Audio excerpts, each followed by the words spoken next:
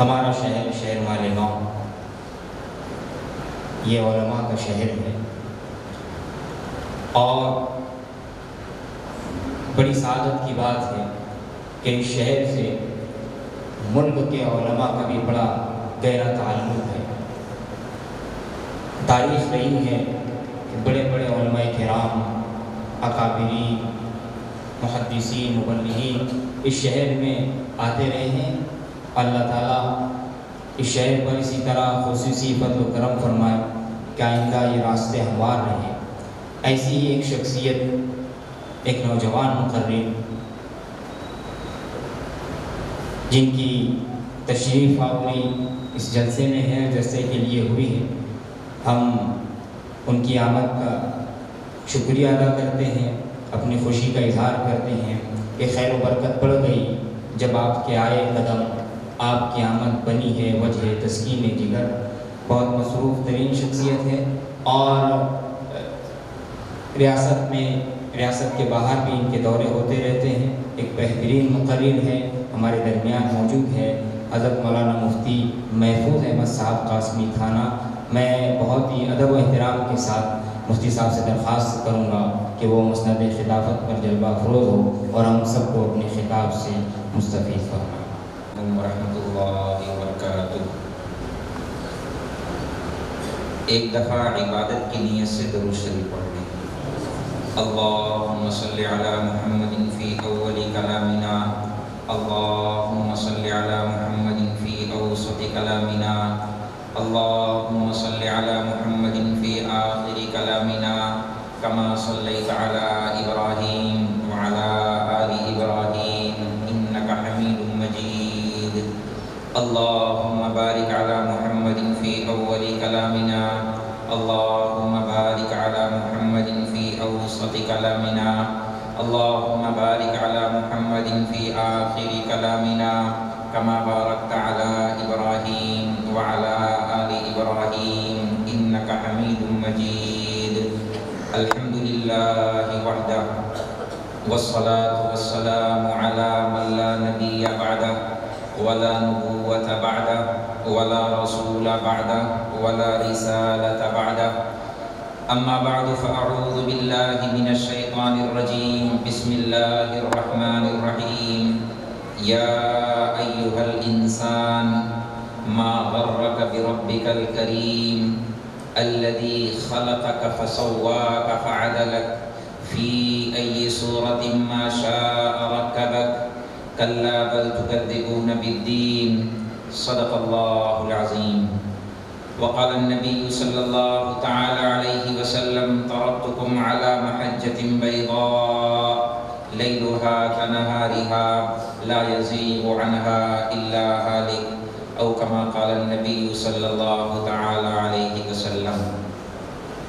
نہایت ہی زیادہ قابل احترام بزرگ اور دوستو، ابھی امام صاحب نے عشاء کی نماز میں پہلی رکعت میں جو سورت پڑھی ہے تو وہ تو اپنی تلاوت کر رہے تھے، اور میں آیتوں میں گم کسی اور خیالات میں تھا، تو اللہ کی طرف سے دل میں بات آئی، ادھر ادھر کی بات کیا کروں۔ جو ابھی بھی امام صاحب نے پڑھا ہے یا جو قاری صاحب نے ابھی بھی تلاوت کیا ہے، جیسے کہ آغاز میں سبحان الذی اسریٰ بعبدہ لیلا من المسجد الحرام، بس اسی کے دائیں بائیں ارد گرد کچھ باتیں عرض کر دوں۔ میں مقرر بھی نہیں، خطیب بھی نہیں، بس جتنا کچھ قرآن شریف پڑھا ہے اپنے اساتذہ سے اس کا تکرار کر دیتا ہوں، جو کچھ تھوڑا موڑا ٹوٹا پھوٹا سمجھا ہے کوشش کروں گا کہ آپ حضرات کے سامنے رکھ سکوں۔ اور اصل بات تو دیکھیے عمل کی ہے، اصل بات تو عمل کی ہے۔ بہت اعلیٰ درجے کی بات ہے، کہنے والا بھی عمل کرے اور سننے والے بھی عمل کریں۔ درمیانی درجے کی بات یہ ہے کہ سننے والے تو عمل کریں اور کہنے والا عمل نہ کرے، کہہ کے چلا جائے، اور انتہائی کم درجے کی بات کہیں، گھٹیا درجے کی بات کہیں، نہ کہنے والا عمل کرے اور نہ سننے والے عمل کریں۔ وآخر دعوانا ان الحمدللہ رب العالمین پڑھیں اور چلے جائیں۔ اصل مدار تو دیکھیے نجات کا وہ عمل پر ہے۔ تو امام صاحب نے ابھی بھی جو نماز میں سورت پڑھی ہے اس کی جو ایک آیت تھی یا ایہل انسان، اے انسان، اس کا میں تھوڑا سا بہت ہی وسیع کر کے اس کا مفہوم بیان کروں، اس کو میں سمجھانے کی کوشش کرتا ہوں۔ اس آیت کے اندر اللہ نے جو تعبیر استعمال کی ہے، ایک مضمون ہے، وہ ایسا ہے گویا ماں باپ سے روٹھ کر کوئی بچہ ناراض ہو کے چلا جائے۔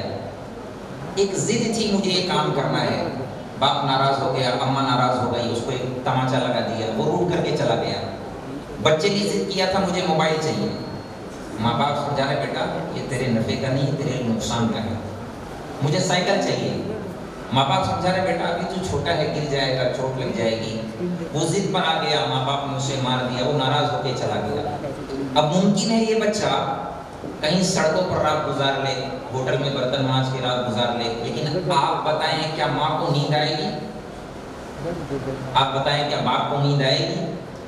نیند نہیں آئے گی۔ پھر ہوتا کیا ہے، لوگ تلاش کرتے ہیں اپنے اعتبار سے جتنا ہو سکے اس کے دوستوں میں، پہچان والوں میں، دوستوں کے دوستوں میں، رشتہ داروں میں کوئی فون کرتے ہیں کہ فلانا آیا ہے نہیں آیا، بچہ بھاگ گیا، روٹ کے چلا گیا، ناراض ہو کے چلا گیا۔ اپنے اعتبار سے کوشش کرتے ہیں، پولیس اسٹیشن بھی جاتے ہیں، اور پھر جگہ جگہ چوراہوں پر، بس اسٹینڈ پر، اسٹیشنوں پر، جہاں جہاں وہ پرچیاں لکھ کے ڈالتے ہیں، پوسٹر چپکاتے ہیں، فلانا فلانا رنگ کا، اتنے قد کا، ایسی چال والا، اس رنگ کا، اس کپڑا پہنے ہوئے، اس لباس میں، عمر اتنی ہے، نام یہ ہے، گھر سے بھاگا ہوا ہے، اگر کسی کو نظر آئے تو اس پتے پر پہنچا دیں، لکھا ہوا ہوتا ہے۔ پھر مزید کوئی کشادہ دل ہوتا ہے یا زیادہ محبت ہوتی ہے تو نیچے لکھا ہوا ہوتا ہے پہنچانے والے کو انعام سے بھی نوازا جائے گا، لکھا ہوا ہوتا ہے۔ عام طور سے ہم یہی دیکھتے ہیں اسٹیشن پر یا بس اسٹاپ پر، پھر نیچے نوٹ لکھی ہوتی ہے، اگر وہ بچہ خود پڑھ رہا ہو تو وہ چلا آئے، اسے کچھ کہا نہیں جائے، وہ آ جائے، اسے کچھ کہا نہیں جائے۔ تو یہ ایسی ہی کچھ تعبیر ہے، تفسیر ہے، مضمون ہے۔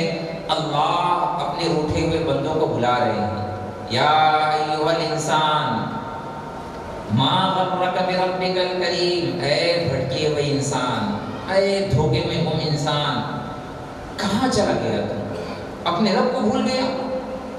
ارے میرا تیرا رشتہ ہے، میں تیرا رب ہوں، خالق ہوں۔ جیسے ماں، اگر بچہ بھاگ جائے، ابھی جلدی کی بات ہے، مجھے بتانا مناسب نہیں لگ رہا، ایک بچی ناراض ہوتے چلی گئی، ابھی جلدی کی بات ہے، میرے دوست کی بھانجی ہے، 11 دن ہو گئے ابھی تک آئی نہیں، اس کی ماں اتنی پریشان، ارے مفتی صاحب سے کوئی وظیفہ پوچھو، کوئی وظیفہ پوچھو۔ آپ بتائیں اس کو نیند آ گئی ہوگی؟ اس کی ممتا اسے سونے دے گی؟ ہر آہٹ کہ میری بچی تو نہیں آ گئی، ہر بجنے والا فون میری بچی کا فون ہوگا، شاید کوئی خبر آ جائے۔ بہت معمولی سا رشتہ ہے، خالی جنا ہے ماں نے۔ یہاں بہت ساری مائیں شاید سن رہی ہوں گی، بیٹھی ہوئی ہیں مسکرات، تو جو ممتا والی، ہر ماں ممتا والی ہوتی ہے، ایک بچی اگر ناراض ہو کے یا بچہ ناراض ہو کے چلا جائے تو اس کی ممتا اسے سونے نہیں دیتی، بے چین بے قرار ہوتی ہے، شاید میرا بچہ آ جائے، شاید میری بچی آ جائے۔ ایک رشتہ ہے، ماں نے جنا ہے، رب ہمارا خالق ہے، اس نے پیدا کیا ہے، اور اللہ نے اس رشتے کو بتایا ہے، میں تیرا خالق ہوں، الذی خلقک فسواک فعدلک، میں نے تجھے بنایا ہے، تجھے خلق کیا ہے، اتنا خوبصورت بنایا ہے، اتنا بہترین بنایا ہے۔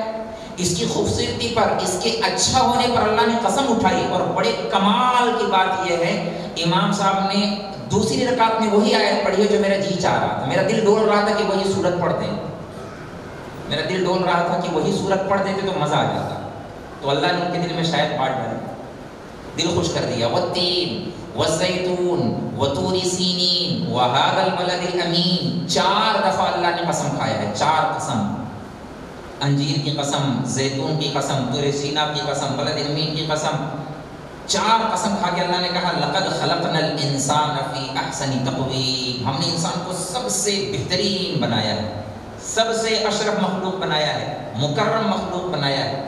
قسم اٹھا کے اللہ نے یہ بات کہی ہے، تو اللہ تعالیٰ وہ احسان یاد دلا رہا ہے، بندو میں تیرا رب، میں تمہارا رب ہوں، تم میرے بندے ہو، میں نے تمہیں کوئی حکم لگا دیا تمہارے ذمے کہ بندو یہ کام کرو اور یہ نہ کرو، تو تمہارے نفع کے لیے ہے، وہ میں تمہارا بھلا چاہتا ہوں، میں تمہاری خیرخواہی چاہتا ہوں۔ بچوں کی سوچ بہت محدود ہوتی ہے، بہت چھوٹی ہوتی ہے، ان کے سامنے صرف ریموٹ والی گاڑی ہوتی ہے، وہ تو رو رہے ہوتے ہیں مجھے ریموٹ والی گاڑی چاہیے، انہوں نہیں خبر کہ امتحان قریب ہے۔ ماں باپ بار بار یاد دلا رہے بیٹا یہ کھیلنے کا وقت نہیں ہے، تیرے امتحان کا ٹائم ہے۔ نہیں امی مجھے ریموٹ والی گاڑی چاہیے، نہیں ابا مجھے ریموٹ والی گاڑی چاہیے۔ آپ کو لگ رہا ہے میں تقریر کر رہا ہوں؟ نہیں نا؟ میں واضح کر دوں میں مقرر نہیں ہوں، میں مقرر نہیں ہوں، میں بہت سیدھی سیدھی بات کرتا چلا جاتا ہوں۔ تو ریموٹ والی جو ہے گاڑی بچہ مانگ رہا ہوتا ہے۔ اچھا ماں باپ اس کی خیرخواہی کی بات کرتے ہیں، بیٹا امتحان میں پاس ہو جا تجھے بہت بڑی گاڑی دیں گے، اصلی والی گاڑی دلا دیں گے، اصلی والی سائیکل دلا دیں گے، موٹر سائیکل دلا دیں گے۔ انعام کا لالچ دیتے نہیں دیتے، اور ماں باپ ہوتے ہیں خیرخواہ ہوتے ہیں، اگر واقعی بچہ امتحان میں پاس ہو جائے تو ماں باپ اپنی وسعت سے زیادہ دلا دیتے ہیں۔ ایک دفعہ اپنے لیے عید کا کپڑا نہ پہنے، بچوں کے لیے 2 جوڑے سلاتے ہیں، میرے بچے ہیں، میری اولاد ہے، خیرخواہ ہوتے ہیں۔ تو رب نے بھی بڑا احسان کیا اور ہمیں جھجوڑ کر کے اپنی رحمت کو بہت وسیع کر کے کہا یا ایھا الانسان تو آ جا میرے بندے، کتنا ہی گناہ کر کے آئے گا تو آ تو صحیح، ایک دفعہ آ جا میرے در پہ آ جا اور بندگی کا سجدہ کر لے، تیرے سارے پچھلے گناہ معاف کر دوں گا۔ تو سچی توبہ کر لے، میری رحمتیں اسی لیے ہیں میں تجھے معاف کر دوں گا، تو توبہ کر لے۔ لیکن جیسی میں توبہ چاہتا ہوں ویسی کر، جیسا میں چاہتا ہوں۔ ایک ہماری والی توبہ ہے اور ایک اللہ توبہ کروانا چاہتے ہیں، ایک ہمارا آنا ہے اللہ کے در پر اور ایک اللہ جیسا چاہتے ہیں ویسا۔ ہمارا اللہ کے در پہ آنا یہ نوٹنکی ہوتی ہے، نوٹنکی، بہروپیہ، سمجھتے ہیں بہروپیہ؟ اور اللہ کہتے ہیں یہ بہروپیہ پر نہیں چلے گا، یہ نوٹنکی نہیں چلے گی۔ میرے ہیں آؤ تو میرے بن کے آؤ، پھر جانا نہیں پلٹ کے، پھر میرے ہو کر کے رہ جاؤ جیسا میں چاہتا ہوں۔ کب تک کے لیے؟ بس 60-70 سال کے لیے۔ اچھا اس کی میں ایک چھوٹی سی مثال دے دوں۔ بہت سارے ہمارے دوست احباب جاننے والے متعلقین حج کے لیے جاتے ہیں اور عمرے کے لیے جاتے ہیں، تو حج کے اور عمرے کے کچھ خاص احکامات ہیں۔ احرام کا لباس پہنا جاتا ہے اور یہ والا لباس اتارا جاتا ہے، تو احرام کی کچھ پابندیاں ہوتی ہیں، تو مسئلے مسائل پوچھے جاتے ہیں، مفتی صاحب یہ ہو گیا تو یہ کیا کرنا، دم دینا پڑے گا نہیں دینا پڑے گا، بہت سارے مسئلے مسائل پوچھتے رہتے ہیں۔ تو میں صرف ایک ہی بات کہتا ہوں، بھائی بہت سارے مسئلوں کی ضرورت نہیں ہے، اسٹارٹ میں ابتدا میں صرف اتنی نیت کر لیں جب یہ والا لباس اتاریں تو یہ نیت کر لیں کہ اے اللہ اب موت تک کے لیے گناہوں کا لباس اتار دیا ہے، موت تک کے لیے فسق و فجور کا نافرمانی کا لبادہ اتار دیا، موت تک کے لیے اب اطاعت والا بندگی والا لباس زیب تن کر لیا ہے۔ یہ جو پابندی ہے تھوڑی دیر کی، یہ صرف تھوڑی دیر کی پابندی نہیں ہے، اللہ تعالیٰ یہ چاہتے ہیں کہ نوٹنکی مت کرو آ کر کے، تھوڑی دیر کے لیے تو پابندی، اور اس پابندی میں اتنا احتیاط کرتے ہیں غلطی سے بھی اگر خوشبو لگ گئی تو فون کرتے ہیں مفتی صاحب دم تو نہیں دینا پڑے گا، اور یہاں 100 مرڈر کیا ہوتا ہے اور آگے بھی کرنے کا ارادہ ہوتا ہے، اس پر کوئی دم نہیں، کوئی سجدہ سو نہیں، کوئی کچھ نہیں، تو یہ ایک نوٹنکی ہو رہی ہوتی ہے۔ تو اللہ تعالیٰ کہتے ہیں یہ والا نہیں چلے گا، یہ والا آنا نہیں، تقوی کا لباس پہن کے آؤ، وَلِبَاسُ التَّقْوَىٰ ذَٰلِكَ خَيْرٌ، تو میں ایسا کر کے بھیجوں گا جیسے آج پیدا ہوئے ہو، سارے گناہ معاف کر دوں گا۔ ورنہ ایک خالی پروگرام ہوتا ہے، بندہ یہاں سے نیت کر کے جاتا ہے، احرام کی چھوٹی چھوٹی پابندیوں کا بڑا خیال کرتا ہے، اور وہاں سے آنے کے بعد کہو یا وہیں کہو، آنے کے بعد پھر وہی ساری خرافات، پھر وہی آزادانہ زندگی۔ تو اللہ تعالیٰ کہتے ہیں یہ والا نہیں، بندہ مسجد میں آتا ہے، اللہ بلاتے ہیں حی علی الصلاۃ حی علی الفلاح، بندہ آتا بھی ہے اور کہتا بھی ہے اللہ اکبر، اللہ سب سے بڑے ہیں، ادھر اللہ کی بڑائی اور مسجد سے باہر نکلے اللہ کے ساتھ لڑائی، سودی دستاویز پر سگنیچر کر دیا، لون پاس کرا لیا، گاڑی کا لون، گھر کا لون، زمین کا لون، اس کا لون، یہ تو میں مثال دے رہا ہوں، سودی کاروبار، نشے کا کاروبار، حرام کاروبار۔ اچھا نماز بھی پڑھتے ہیں، کمال کی بات تو یہ ہے نماز بھی پڑھتے ہیں، اور بڑے کمال کی بات مسجد میں چندہ بھی دیتے ہیں، اور اس سے زیادہ کمال کی بات حج بھی کرتے ہیں اور عمرے بھی کرواتے ہیں، اور ادھر نشے کا کاروبار کھلا ہوا ہے۔ تو بڑا عجیب سا اللہ کو ماننا ہے، بہت عجیب و غریب سا کھچڑی سی بنا رکھی ہے۔ اللہ کہتے ہیں یہ والا نہیں چلے گا، ایسا نہیں، ایسا نہیں، پورے پورے میرے بن کے آؤ، یا ایھا الذین آمنو آمنوا باللہ ورسولہ والکتاب الذی نزل علی رسولہ والکتاب الذی انزل من قبل ومن یکفر باللہ وملائکتہ وکتبہ ورسلہ والیوم الآخر فقد ضل ضلالا بعیدا۔ اے ایمان والو ایمان لاؤ۔ اللہ تعالیٰ ایمان والوں ہی سے کہہ رہے ہیں کہ ایمان لاؤ۔ جیسے یہ ایسا ہی جیسے میں آپ حضرات سے کہوں اے ندیریہ مسجد میں بیٹھے ہوئے لوگوں مسجد میں بیٹھ جاؤ، تو ایک سوال ہوگا کہ ہم پہلے ہی سے مسجد میں بیٹھے ہوئے ہیں اور ہم ہی کو مسجد میں بیٹھنے کے لیے کہا جا رہا ہے، ہم تو بیٹھے ہوئے ہیں۔ اگر یہ بات ان سے کہی جاتی جو باہر ہیں، اے مسجد کے باہر والوں مسجد کے اندر آ کے بیٹھ جاؤ، ایمان والوں سے اللہ کہہ رہے ہیں اے ایمان والو ایمان لے آؤ۔ اس کا مطلب کیا ہے؟ اللہ کہتے جیسا میں چاہتا ہوں ویسا ایمان لاؤ، جیسا میں چاہتا ہوں۔ تو سوال ہے اللہ آپ کیسا ایمان لانا چاہتے ہیں؟ ہمارا والا ایمان ایسا ہے نماز بھی اور جھوٹ بھی، ہمارا ایمان ایسا ہے نماز بھی اور غیبت بھی، ہمارا ایمان ایسا ہے روزہ بھی اور غیبت بھی۔ روزے میں کھانا پینا تو منع ہے، لیکن ڈیلی 100-200 کلو گوشت مسلمانوں کا کھا لیا جاتا ہے روزے میں۔ بلکہ میں قسم کھا کے کہہ سکتا ہوں یہ بات چونکہ قرآن کی ہے، قرآن کی یہ بات ہے، جتنا زیادہ یقینی یہ بات ہے کہ ہم گوشت کھا لیں اور روزہ ٹوٹ جاتا ہے ظاہر چکن مٹن کھانے سے، اس سے زیادہ یقینی بات ہے اگر کوئی بندہ غیبت کرتا ہے تو اپنے مردار بھائی کا گوشت کھاتا ہے۔ یہ نص ہے قرآن کی، ایحب احدکم ان یاکل لحم اخیہ میتا فکرہتموہ، یہ قرآن میں اللہ نے کہا ہے، یہ کوئی افسانہ نہیں ہے، یہ کوئی قصے کہانی نہیں ہے، یقیناً ایسا ہی ہے۔ جس نے غیبت کیا اس نے اپنے مردار بھائی کا گوشت کھایا، یقیناً کھا لیا۔ اب وہ خالی نظر نہیں آ رہا ہے چونکہ نور ایمانی نہیں ہے، وہ بصیرت نہیں ہے، وہ تقوی کا نور نہیں ہے۔ اگر اللہ وہ نور دے دیں تو اللہ نے دکھلا بھی دیا ہے لوگوں کو۔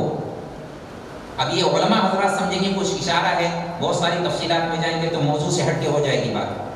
بہت سارے تقوی کا نور رکھنے والوں کو اللہ نے گناہوں کو جھڑتا ہوا دکھایا ہے، دیکھ کر کے بتا دیتے کہ فلانا گناہ جھڑ رہا ہے، فلانا گناہ جھڑ رہا ہے۔ جن کے اندر تقوی کا نور ہوتا ہے تو یقینی باتیں ہیں، گناہ کے اثرات ہوتے ہیں، نحوستیں ہوتی ہیں۔ تو ادھر روزہ بھی ہے، ادھر گوشت کا کھانا بھی ہے غیبت کر کر کے، ادھر حج بھی ہے، بیت اللہ کا طواف بھی ہے، کعبے کا طواف، اور کعبے کا طواف کرتے کرتے بیت اللہ توڑنے سے بڑا گناہ بھی ہے۔ ایک مسلمان کی عزت اللہ کی قسم اللہ نے کھا کے کہی ہے، اللہ کی قسم بیت اللہ سے زیادہ ہے، اس کی عزت کی، اس کی جان کی، اس کے مال کی، اس کی بہن ایسی، اس کی اماں ایسی، اور فلانا ایسا اور فلانا ایسا۔ یہ عزت کے لٹیرے ہوتے ہیں، انہیں احساس نہیں ہوتا کہ وہ کیا کر رہے ہیں۔ یہ جو زبان سے نکلا ہوا بول ہے بہت زیادہ وزنی ہوتا ہے، ترازو میں بہت زیادہ وزنی ہے۔ تو اللہ کہتے ہیں وہ والا ایمان نہیں جو تم لائے ہو، جیسا میں چاہتا ہوں۔ تو اللہ کیسا ایمان چاہتے ہیں؟ کما آمن الناس، ایسا ایمان لاؤ جیسے میرے صحابہ لائے ہیں، جیسے صحابہ ایمان لائے ایسے ایمان لاؤ۔ تو صحابہ کا ایمان کیسے؟ سب سے ٹاپ لیول کی جو فہرست بنتی ہے صحابہ کی، سب سے پہلا ایمان لانے والا آپ نے نام سنا ہی ہوگا، سیدنا صدیق اکبر رضی اللہ تعالی عنہ، سب سے اعلیٰ درجے کا ایمان، سب سے بڑے صحابی، سب سے پہلے درجے کے صحابی، اور سب سے اخیر درجے کے صحابی حضرت جوہینہ رضی اللہ تعالیٰ عنہ، ان کا نام بھی جوہینہ اور قبیلہ بھی جوہینہ۔ تو اول صحابی سے لے کر اخیر صحابی تک کسی بھی ایک صحابی جیسا ایمان اگر بنا لیا، اعمال بنا لیے، اللہ نے فرمایا ہم کامیاب کر دیں گے۔ اب ایمان کا مطلب کیا ہے میں آپ کو تھوڑا سا وضاحت کے ساتھ عرض کرتے ہوئے چلوں۔ ایمان کا مطلب کیا ہے، مفہوم کیا ہے؟ ایمان کہتے ہیں یقین کرنے کو، یقین کرنے کو۔ مثال، ایک پیالے کے اندر زہر ہے، ایک پیالے کے اندر شربت ہے۔ اب جس بندے کو یقین ہے کہ اس کے اندر زہر ہے وہ پیے گا؟ ہرگز نہیں پیے گا، نہیں اس کے اندر، ہاں اگر خودکشی کرنا ہو تو چاہے پی لے، ورنہ نہیں پیے گا۔ یہ بڑا عجیب سا ایمان ہے، بڑا عجیب سا، کہ کہتا بھی زہر ہے کہ نہیں زہر ہے، میرا ایمان ہے زہر ہے، وہ پی بھی رہا ہے۔ بڑا عجیب سا ایمان نہیں ہے؟ بڑا عجیب سا ایمان ہے۔ اس انسان کے اندر اگر کرنٹ آ رہا ہو اور پتا ہو کہ ہاتھ لگاؤں گا تو کرنٹ لگ جائے گا، جل جاؤں گا، کہتا بھی ہے مانتا بھی ہے، تو آپ بتاؤ کوئی کرنٹ کو ہاتھ لگاتا ہے؟ نہیں لگاتا ہے۔ ایمان لانے کا مطلب ہوتا ہے کہ نقصان دہ چیزوں سے بچنا، نہیں یہ کام نہیں کرنا، نقصان ہے اس کا۔ فرق صرف اتنا ہے باریک سا کہ گناہ کرنے کی جو نحوستیں ہیں، جو عذاب ہے، وہ فوری طور پر نہیں ہے، ورنہ ہے وہ سارا نقصان ہونے والا ہے آگے، وہ ساری پکڑ آگے ہے۔ تو جس بندے کا یقین ہے کہ نماز چھوڑنے پر یہ گناہ ہے، رشوت لینے پر یہ گناہ ہے، نشہ کرنے پر یہ گناہ ہے، زنا کرنے پر یہ گناہ ہے، ماں باپ کی نافرمانی پر یہ گناہ ہے، حرام کھانے پر یہ گناہ ہے، جھوٹی گواہی دینے پر یہ گناہ ہے، سود کھانے پر یہ گناہ ہے، تو بڑا عجیب سا ایمان ہے کہ ایمان بھی ہے اور کرتا بھی ہے۔ اسے پتا ہے کروڑوں سال جہنم میں جلایا جاؤں گا، پھر بھی کرتا ہے۔ تو یہ کون سا والا ایمان ہوا؟ ہاں، پھر چونکہ یہ زیادہ ہوشیار لوگ ہیں ہمارے یہاں، اس دور کے اندر ذرا زیادہ ہوشیاری آ گئی ہے۔ ایک آیت کا غلط مفہوم اور غلط سہارا لیا جاتا ہے، ان اللہ غفور رحیم۔ اس آیت کا غلط مفہوم سمجھایا گیا ہے، کہہ لو، یا سمجھ لیا گیا ہے۔ اللہ غفور رحیم ہونے کا یہ مطلب سمجھ لیا گیا ہے کہ اب آزاد ہیں، جو مرضی کرو، اللہ پچھلے سارے گناہ معاف کر دیں گے، کوئی ٹینشن لینے کی، کچھ کرنے کرانے کی ضرورت نہیں ہے، جتنا کر سکتے ہو سہولت سے کرو، باقی کوئی ٹینشن لینے کی ضرورت نہیں، اللہ سارے گناہ معاف کر دیں گے آرام سے، سہولت سے۔ جتنی نماز پڑھ سکتے ہو پڑھو، فجر نہیں پڑھ سکتے کوئی مسئلہ ہی نہیں، کوئی مسئلہ نہیں، اللہ معاف کر دیں گے، حج کر دیں گے، پچھلے سارے گناہ معاف۔ یہ بڑا غلط تصور ہے، بڑا غلط مفہوم ہے۔ اس آیت کا یہ مفہوم نہ نبی نے سمجھایا، نہ صحابہ نے سمجھا، نہ اولیاء اللہ نے سمجھا، کسی نے نہیں سمجھا۔ یہ ہمارے زمانے میں پتہ نہیں کہاں اندھیروں میں پڑھ لیا گیا، سمجھ لیا گیا ہے۔ یعنی شریعت کو اس لفظ کی وجہ سے ایسا ہلکے میں لے لیا گیا ہے۔ اللہ کا وہ قانون جو اللہ نے قرآن میں بتایا، امام صاحب نے نماز میں پڑھا، ان الابرار لفی نعیم وان الفجار لفی جحیم، کہ نیکوکاروں کو اللہ جنت دیں گے، بہت بڑی نعمت، اللہ کا مہمان کھانا، اور فاسق فاجر کو اللہ جہنم میں داخل کریں گے، جو اللہ کا قید خانہ ہے۔ یہ اللہ کا قانون ہے، دو الگ الگ اللہ نے نظام بنا دیے ہیں، ماننے والوں کے لیے الگ ہے اور نافرمانوں کے لیے الگ ہے۔ اب ایک بندہ نماز نہ پڑھے، وہ کہے اللہ غفور الرحیم ہے، تو چلے گا؟ ایک بندہ سود لے، کہے اللہ غفور الرحیم ہے، چلے گا؟ ایک بندہ نشے کا کاروبار کرے، نشہ بیچے، بچوں کی زندگیاں برباد کر دے، اللہ غفور الرحیم ہے، چلے گا؟ یعنی یہاں ہم اپنے آپ کو تسلی دے لیتے ہیں، اللہ کہتے ہیں تم نے کہاں پڑھ لیا ہے بھائی، یہ کیا سمجھ لیا ہے، پوری شریعت کا کھلواڑ بنا دیا ہے۔ ہرگز ایسا نہیں چلے گا۔ اللہ غفور رحیم ہونے کا مطلب یہ ہے جتنا ہو سکے کر جاؤ، جتنا ہو سکے اعمال کر جاؤ، اور جتنا ہو سکے گناہوں سے اپنے آپ کو بچا لو، پھر اللہ سے مانگو، اے اللہ جو کچھ کمی بیشی رہ گئی ہے، جو جانی انجانے میں ہو گیا ہے، اللہ معاف کر دے۔ یہ اس کا صحیح مفہوم ہے۔ اسی مفہوم کو اللہ کے نبی نے سمجھا اور صحابہ کو سمجھایا، لہذا صحابہ کی ساری زندگی ایسی ہی ملے گی، بڑے بڑے سارے خیر کے اعمال کرتے رہے اور سارے گناہوں سے، چھوٹے چھوٹے گناہ سے بھی بچتے رہے اور روتے بھی رہے، روتے رہے اے اللہ، پھر بھی اپنی نیکیوں کو گناہ تصور کر کے روتے رہے، اے اللہ گناہ معاف کر دے، اے اللہ معاف کر دے، اے اللہ معاف کر دے، اور پھر اللہ کو پیارے ہو گئے۔ اب بات ہے ہماری اور آپ کی، ہم اور آپ اہل ایمان ہیں، ایمان والے ہیں۔ اللہ کہتے ہیں ایسا ایمان لاؤ جیسا میں چاہتا ہوں۔ معراج کا واقعہ ہے، اس میں اتنی لمبی تفصیل ہے، بیت اللہ سے بیت المقدس، پھر اور اوپر آسمانوں میں، اس کا میں تھوڑا سا پس منظر بتا دیتا ہوں۔ یہ معراج کا واقعہ اللہ نے کیوں ظاہر فرمایا، اس کی وجہ کیا بنی؟ یہ اللہ کی سنت رہی ہے ہر زمانے میں، پہلے زمانے سے آدم علیہ السلام سے لے کر جناب رسول اللہ صلی اللہ علیہ وسلم تک، ہر زمانے میں اللہ نے اس امت پر بڑا احسان فرمایا، نبیوں کو بھیجا ہی اس لیے کہ اللہ کا قانون سمجھا کے آئیں، اللہ کی شریعت بتا کے آئیں، اللہ کا نظام بتا کے آئیں۔ تو نبی آ کر کے سمجھاتے رہے کہ دیکھو بھائی اللہ کی بات مان لو، اللہ کو پہچان لو، اللہ کی بندگی کر لو، اللہ کی اطاعت کر لو، اللہ کی بات مان لو، اس کے بدلے میں کیا ہوگا، اس کے بدلے میں اللہ جنت دیں گے، نہیں مانو گے تو اللہ ناراض ہوں گے، اس کے بدلے میں اللہ جہنم دیں گے۔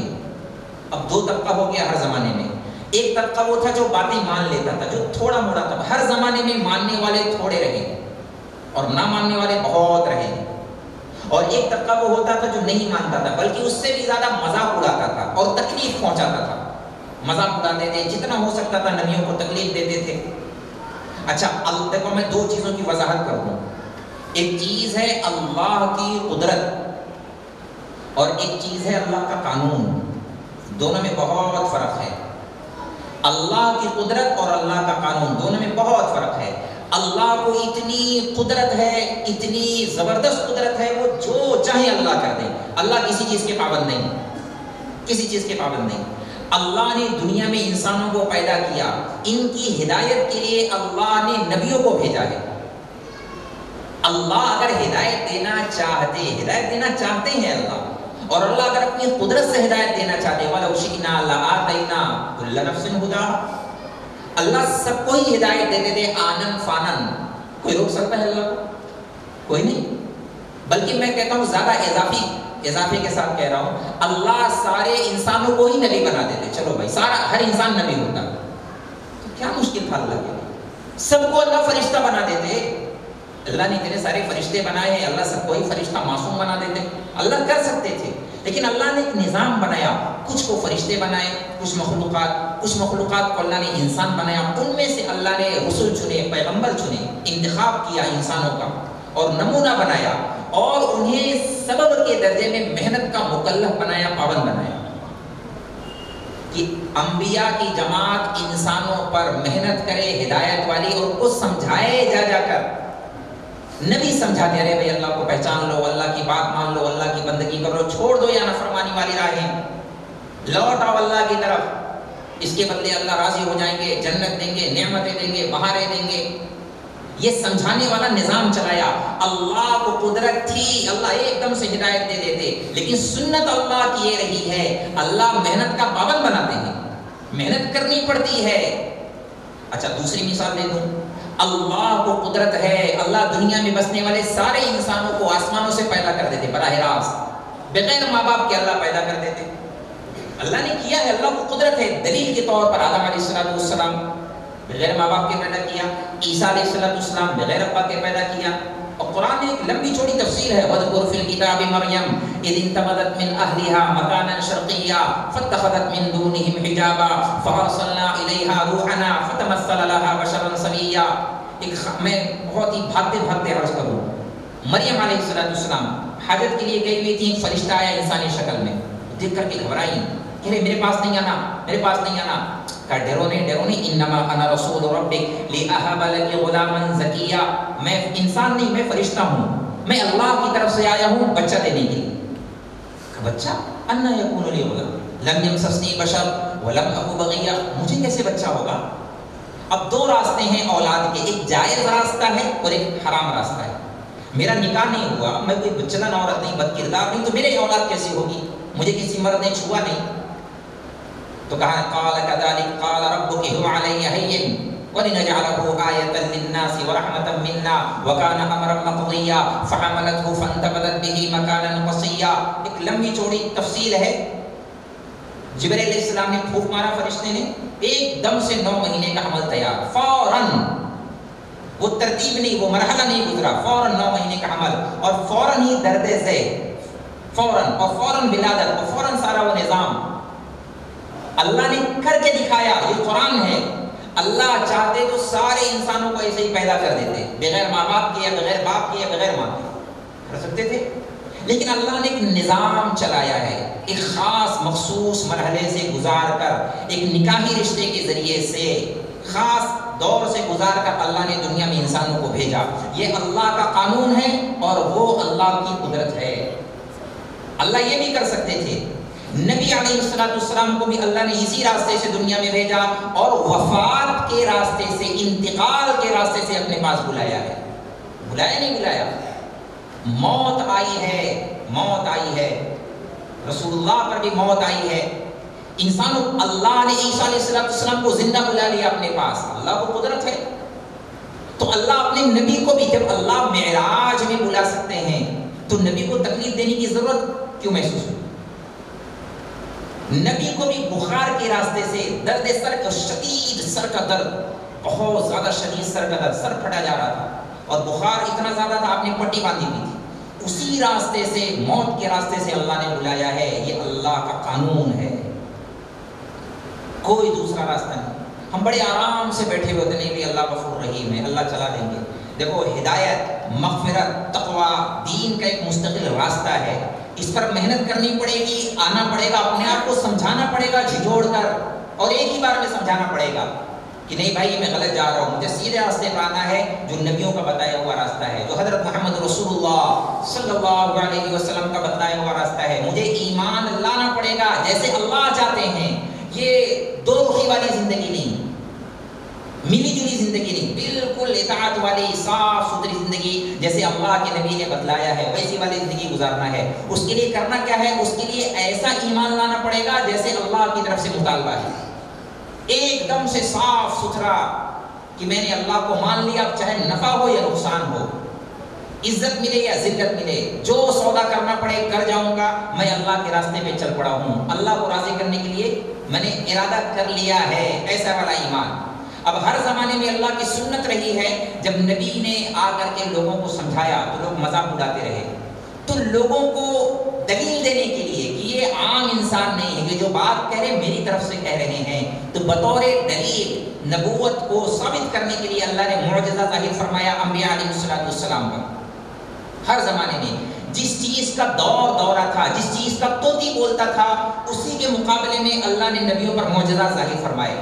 صنعت کا دور تھا تو اسی مقابلے کا معجزہ، جادوگری کا دور تھا تو اسی مقابلے کا معجزہ، جب حسن کا دور تھا تو اسی مقابلے کا معجزہ۔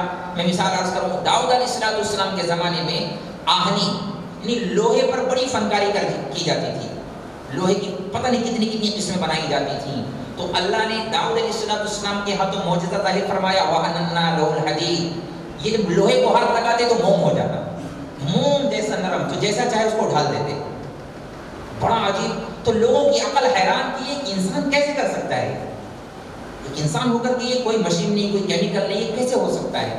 معجزہ کہتے ہی اسے ہیں تو انسان کی عقل کو حیران کر دے، یار یہ عام انسان تو نہیں ہے، یہ عام انسان کی بس کی بات نہیں ہے۔ لوگوں نے معجزات کا مطالبہ کیا صالح علیہ السلام سے، تو پتھر سے گابن اونٹنی نکال دیا، اللہ کی قدرت، گابن اونٹنی پتھر سے نکل آئی، لوگوں کی عقلیں حیران۔ اچھا ماننے والے مان گئے اور جنہوں نے نہیں ماننا تھا وہ نہیں مانے۔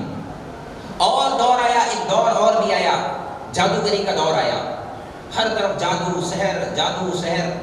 تو اللہ تعالیٰ نے موسیٰ علیہ السلام کے ہاتھوں جو معجزہ ظاہر فرمایا، ایک عصا آپ نے سنا ہوگا، وہ ایسا زبردست معجزہ تھا موسیٰ علیہ السلام کا، اپنے آپ میں تھا وہ لاٹھی، اس سے وہ پتے بھی جھاڑتے تھے، بکریاں بھی چراتے تھے، ٹیک بھی لگا لیتے تھے، اندھیرے میں روشنی بھی کر دیتا تھا، اندھیرے میں روشنی بھی کر دیتا تھا۔ اچھا جب جادوگروں نے بہت سارے رسیاں پھینکی، سانپ بنا دیے، انہوں نے اللہ کی اذن سے لاٹھی پھینکی تو ساری منو ٹن وہ سانپ نکل گیا، منو ٹن، اور جب ہاتھ میں لیا تو وہی عصا، نہ اس کا حجم بڑھا، نہ اس کا قد بڑھا، نہ اس کا سائز بڑھا، نہ اس کا وزن بڑھا، کچھ بھی نہیں، ویسے کے ویسے ہی عصا۔ یہ معجزہ تھا موسیٰ علیہ السلام کا۔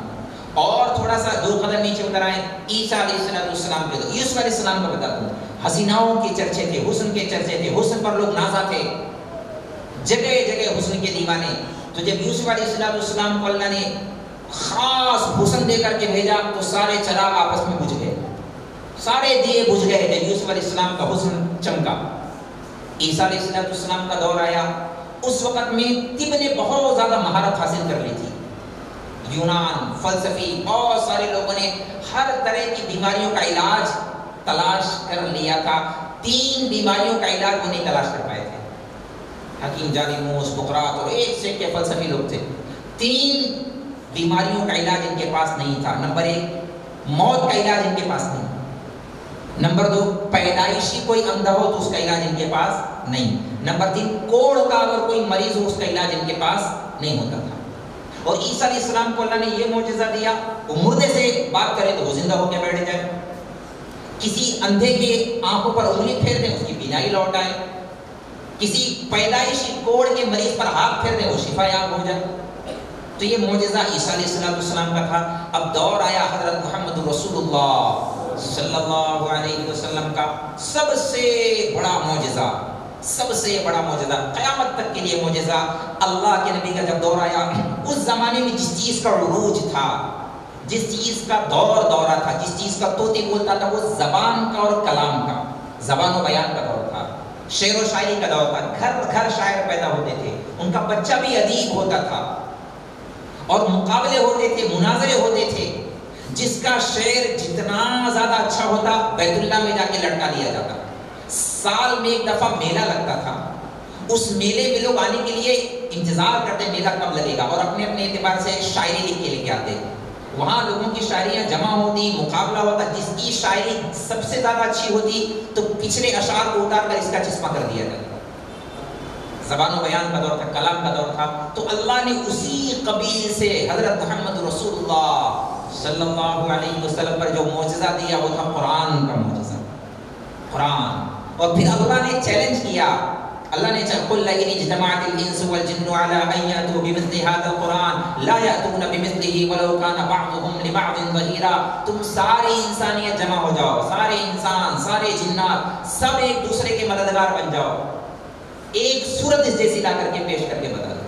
قرآن جیسی ایک سورت نہیں کر سکتے، ایک آیت لا کے بتا دو، ایک آیت اس جیسی پیش کر دو، نہیں کر سکتے. عاجز ہو گئے، کہنے پر مجبور ہو گئے. نہیں یار، یہ انسان کے بس کی بات نہیں ہے، انسان کا کلام نہیں ہو سکتا، یہ نبی کا ہی کلام ہے، یہ انسان کی بس کی بات نہیں ہے. یہ تو قرآن نبی کا وہ معجزہ تھا جو قیامت تک رہے گا. اس کے علاوہ چونکہ نبی کا دور آخر دور تھا اور قیامت تک کے لیے نبی تھے، اور قیامت تک کا زمانہ ایک لمبا زمانہ تھا، اور ہر صدی بعد الگ الگ چیزوں کو عروج پانا تھا، الگ الگ چیزوں کو جو ہے ترقی پانی تھی. تو بہت سارے معجزے حضرت محمد رسول اللہ صلی اللہ علیہ وسلم پر اللہ نے ظاہر فرمائے. ہر دور کے لیے معجزے کا اللہ نے پہلے انتظام کر رکھا ہوا تھا، ان کا فخر توڑنے کے لیے، ان کو جواب دینے کے لیے. ابتدائی دور شروع کا دور اور انتہائی دور آخر دور، یہ بڑے اہم دور تھے. ابتدائی دور جہاں شعر و شاعری کی بات تھی، اور آخر دور جو ہم جس دور سے گزر رہے ہیں سائنسی دور، یہ سائنس کا، ٹیکنالوجی کا، سوشل میڈیا کا دور ہے. تو اس زمانے کے فخر پر سب سے بڑا چیلنج اور بہت بڑی دلیل، بہت بڑی چوٹ ہے حضرت محمد رسول اللہ صلی اللہ علیہ وسلم کا یہ سفر معراج. یہ معراج کا واقعہ یہ بہت بڑا معجزہ تھا، اللہ نے اس زمانے میں ظاہر فرما دیا. لوگ آج چاند پر جانے کی باتیں کر رہے ہیں، آج یہ 20 سال 30 سال کے اندر. اچھا، اللہ کو تو پہلے ہی سے پتا تھا کہ لوگ بجلیوں کو، بھاپ کو، سورج کو، چاند پر پلاٹنگ کریں گے، وہاں مریخ پر جانے کی باتیں کریں گے، آسمانوں کی سیر کریں گے، ڈھیر سارے لوگوں کو لے کر اڑیں گے اور اڑائیں گے. آپ بتائیں 1400 سال پہلے اگر یہ بات کہی جاتی اور آپ لوگ بیٹھے ہوئے ہوتے، اور اگر کوئی یہ بات کہتا کہ ایک زمانہ آئے گا 1000 لوگ ہوا میں اڑیں گے فضا میں، تو ماننے جیسی بات تھی؟ نہیں ماننے جیسی بات تھی. لیکن اللہ نے وہ دور ہمیں دکھا دیا، ہم اپنی آنکھوں سے دیکھ رہے ہیں. جہاز میں کتنے منو ٹن وزنی جہاز اڑ رہے ہوتے ہیں اور لوگ اس میں آرام سے بیٹھے ہوئے ہوتے ہیں. منٹوں میں گھنٹوں کا فاصلہ طے کر لیتے ہیں. مہینوں کا سفر دنوں میں طے ہو رہا ہے اور دن کا سفر گھنٹوں میں طے ہو جا رہا ہے. تو اس زمانے میں یہ ترقی پانی تھی، اللہ نے پہلے ہی سے انتظام کر دیا تھا. بھائی جب انسان، ایک مخلوق جو ہزاروں محتاجیوں کا مرکز ہے، ایک مخلوق اپنی محنت سے، جد و جہد سے اتنا سب کچھ کر سکتی ہے، تو رب نہیں کر سکتے؟ اللہ نہیں کر سکتے؟ اللہ نے کر کے دکھلا دیا اس زمانے میں. کر اس زمانے کی سائنس، بلکہ اور قیامت تک کی سائنس، دجال تک کی سائنس جمع ہو جائے، وہ ساری الٹی چھلانگیں لگائیں، الٹے لٹک جائیں، ان کے خیالات بھی وہاں تک نہیں پہنچ سکتے جہاں رسول اللہ صلی اللہ علیہ وسلم کے قدم مبارک پہنچے ہیں. جہاں رسول جا کے آ گئے، ان کا تصور بھی نہیں جا سکتا، نہیں جا سکتا. ابھی تو پتہ نہیں کتنی تحقیقات ہو رہی ہیں. اس زمانے کا یہ بات کہنا اور لوگوں کا ماننا بہت ہی زیادہ عجیب و غریب بات تھی، بہت زیادہ عجیب و غریب بات تھی. رسول اللہ صلی اللہ علیہ وسلم کو اللہ نے معراج کرائی، جو زمین کا سفر تھا. سبحان الذی اسرا بعبدہ لیلا من المسجد الحرام الی المسجد الاقصى الذی بارکنا حولہ لنریہ من آیاتنا انہ هو السمیع البصیر. زمینی سفر کہاں سے شروع ہوا؟ بیت اللہ سے. ام ہانی کے گھر آپ آرام فرما رہے تھے، چچا زاد بہن تھی، آرام فرما رہے تھے. اللہ جبرائیل بھیجا کہ جبرائیل جاؤ میرے حبیب کو لے کے آؤ. جبرائیل آ گئے، آپ نے وہ نظم میں سنا ہوگا. اب رسول اللہ آرام فرما رہے تو رسول اللہ کو جگائیں کیسے؟ رسول اللہ کو جگائیں کیسے؟ تو ایک خیالات کی دنیا کی بات ہے. اے اللہ، میں رسول اللہ کا نام لے کے بلا دوں؟ تو بھائی اللہ نے کہا میرے نام میں نہیں لیتا، تم کیسے نام دے رہے ہو؟ بھائی میں نے اپنے حبیب کو نام سے نہیں پکارا. میں نے یاسین کہا ہے، میں نے طٰہٰ کہا ہے، میں نے مزمل کہا، میں نے مدثر کہا. میں نام نہیں لیتا تو تم کیوں نام لیتے؟ تو کیسے جگاؤں اے اللہ؟ تو اللہ کی طرف سے وہ حکم آیا ہوگا، ایک کام کرو آپ اپنے ہونٹ نبی کے تلوے پر لگا دو، اپنے ہونٹ نبی کے تلوے پر لگاؤ اور چونو ہونٹوں کی تراوٹ سے میرے نبی جانتے ہیں۔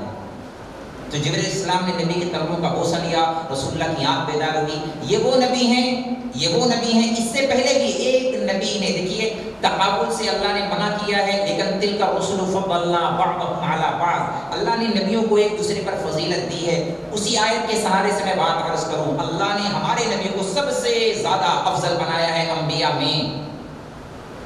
تو جبرائیل علیہ السلام سے پہلے ایک نبی نے اللہ سے بات کی تھی، اللہ میں آپ کو دیکھنا چاہتا ہوں۔ موسیٰ علیہ السلام نے، اللہ نے کہا نہیں لن ترانی، آپ مجھے نہیں دیکھ سکتے، کہا نہیں میں دیکھنا چاہتا ہوں۔ یہاں نبی نے مطالبہ کیا تھا میں دیکھنا چاہتا ہوں، اور یہاں ہمارے نبی سوئے تھے، اللہ نے بھیجا نبی کو بلا لاؤ میں ملنا چاہتا ہوں، نبی کو بلا لاؤ میری طرف سے پیغام بھیجو۔ فرشتے نے جگایا، آپ کی آنکھ بیدار ہوئی، کبھی اللہ نے ملاقات کا انتظام کیا ہوگا، آپ کو چلنا ہے۔ اب رسول اللہ صلی اللہ علیہ وسلم کے لیے براق کی سواری لائی گئی۔ براق اس لفظ کا ہی ترجمہ ہے، یہ براق برق سے بنا ہوا بجلی سے تیز رفتار سواری۔ وہاں سے آپ کو اٹھایا، حرم میں لے کے آئے حتیم میں، وہاں آ کر کے لٹایا، پھر چاہے زمزم اور حتیم کے درمیان آپ کو لٹایا، اور آسمانوں میں چونکہ جانا تھا اور بہت تیز رفتار سواری تھی، تو آسمانوں میں جانے کا انتظام جو سبب کی دنیا میں تھا، اللہ چاہتے تو ایسے ہی لے جاتے، لیکن بطور سبب جبرائیل علیہ السلام نے لٹایا، رسول اللہ صلی اللہ علیہ وسلم کے سینے پر ایسے انگلی پھیرا، آپ کا سینہ مبارک کھلا، جس کو کہتے ہیں اوپن ہارٹ سرجری، دل کھول کر کے سرجری کی ہے، پورا آپریٹ کیا ہے۔ پھر آپ نے دل مبارک کو نکالا، جنت سے 2 پیالہ لے کے آئے تھے، 2 پیالہ، ایک پیالے کے اندر زمزم اور ایک پیالے کے اندر نور بھرا ہوا تھا، پیالے کو رکھا، پھر آپ کا دل مبارک نکالا، اس دل کے اوپر انگلی پھر آپ کا دل کھولا۔ علامہ عینی رحمۃ اللہ علیہ نے بڑی عجیب و غریب روایت لکھی ہوئی ہے، بخاری شریف کی شرح ہے، آپ نے فرمایا میں نے پہلی دفعہ ایسا دل دیکھا ہے جس کے اندر 2 آنکھیں تھیں۔ علامہ عینی اس کی تشریح کی ہے، میں نے اپنی دیکھا ہے کہ جس کے اندر 2 آنکھیں تھیں۔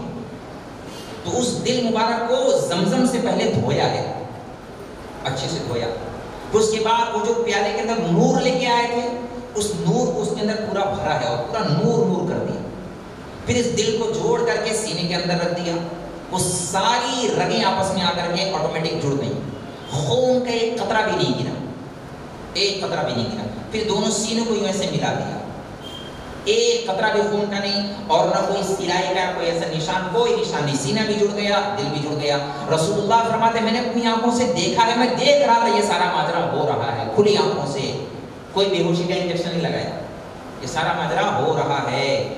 یہ ایک دفعہ شق سے، اس سے پہلے بھی ایک دفعہ شق صدر اور ہو چکا ہے، آسمانوں میں جانا تھا، زمزم سے دل دھویا، نور بھرا، اب یہاں سے اللہ کے نبی صلی اللہ علیہ وسلم چلے ہیں بیت المقدس کی طرف، یہاں سے آپ کو اٹھایا، سب سے پہلے تھوڑی دور گئے، کہا یا رسول اللہ رکیے، آپ یہاں رکیے، 2 رکعت نفل پڑھی۔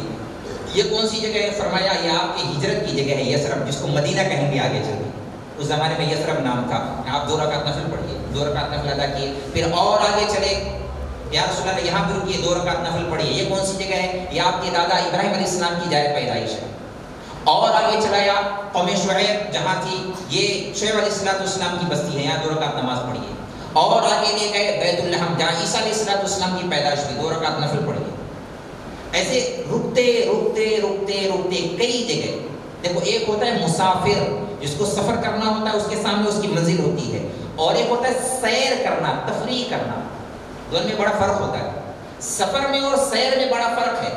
سیر کرنے والا بندہ ٹائم پاس کرتے ہوئے، رکتے رکاتے، مناظر دیکھتے ہوئے، ٹہلتے ہوئے، لطف لیتے ہوئے، چائے پانی کرتے ہوئے جاتا ہے، تو یہ نبی کا سیر ہے۔ سبحان الذی اسری بعبدہ لیلا من المسجد الحرام، بہت تھوڑے سے وقت میں، رات کے بہت تھوڑے سے وقت میں رب نے اپنے بندے کو جو سیر کرائی ہے، جو سیر کرائی ہے، رکتے رکتے رکتے، پھر وہاں سے اٹھایا، آپ بیت المقدس آ رہے تھے، بیت المقدس آنے سے پہلے پہلے آپ نے کہا جبرائیل یہاں جنت کی خوشبو آ رہی ہے، جنت کی خوشبو آ رہی ہے، کہا یا رسول اللہ بیت المقدس سے پہلے مصر قریب ہو جاتا ہے، مصر قریب ہو جاتا ہے، تو جبرائیل علیہ السلام نے کہا یا رسول اللہ ایک زمانے میں فرعون کی ایک باندی ہوا کرتی تھی، فرعون کی باندی تھی، وہ موسیٰ علیہ السلام پر ایمان لے آئی، تو فرعون نے ظلمن اسے زندہ جلا دیا تھا. اس کی تھوڑی سی تفصیل ہے. موسیٰ علیہ السلام پر ایمان لے آئے. فرعون کو غصہ بہت آیا.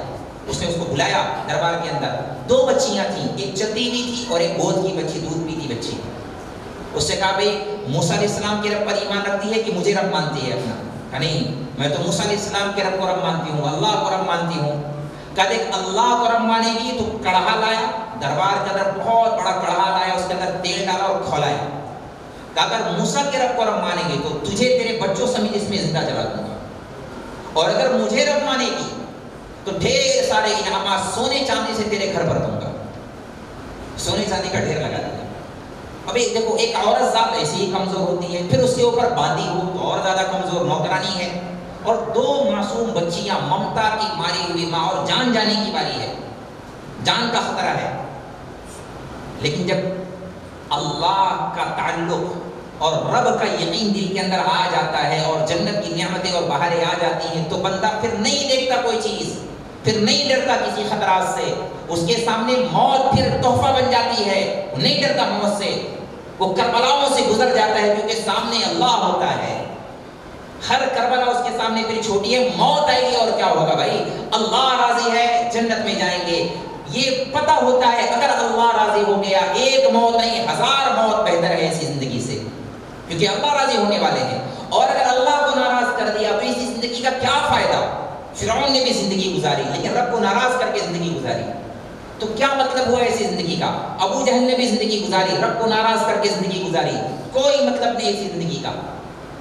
اس باندھی نے کہا فرعون تجھے جو کرنا ہے کر لے, فقد ما انت قاض, میں 1 نہیں 1000 بچیاں ہوتی وہ بھی قربان کر دیتے. تو اس کو اور زیادہ غصہ آیا. اس نے کہا ایسے نہیں مانی. وہ جو چلتی ہوئی بچی تھی اس سے کہا اسے لو اور زبر سے جا کے اس کو پھینک دو.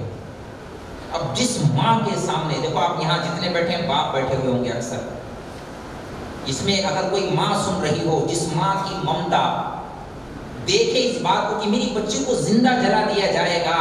اچھا مسئلے کا پتہ ان کو بھی تھا, مجبوری میں کلمہ کفر کہنا جائز ہوتا ہے. مجبوری میں کفریہ کلمہ اگر کہیں تو جائز ہے, بعد میں آ کے توبہ کر لیں کہ اللہ غلطی سے ہو گیا, جان کا خطرہ تھا, معصوم بچے تھے, بعد میں توبہ کر لیتے. یہ مسئلہ اسے بھی پتا تھا.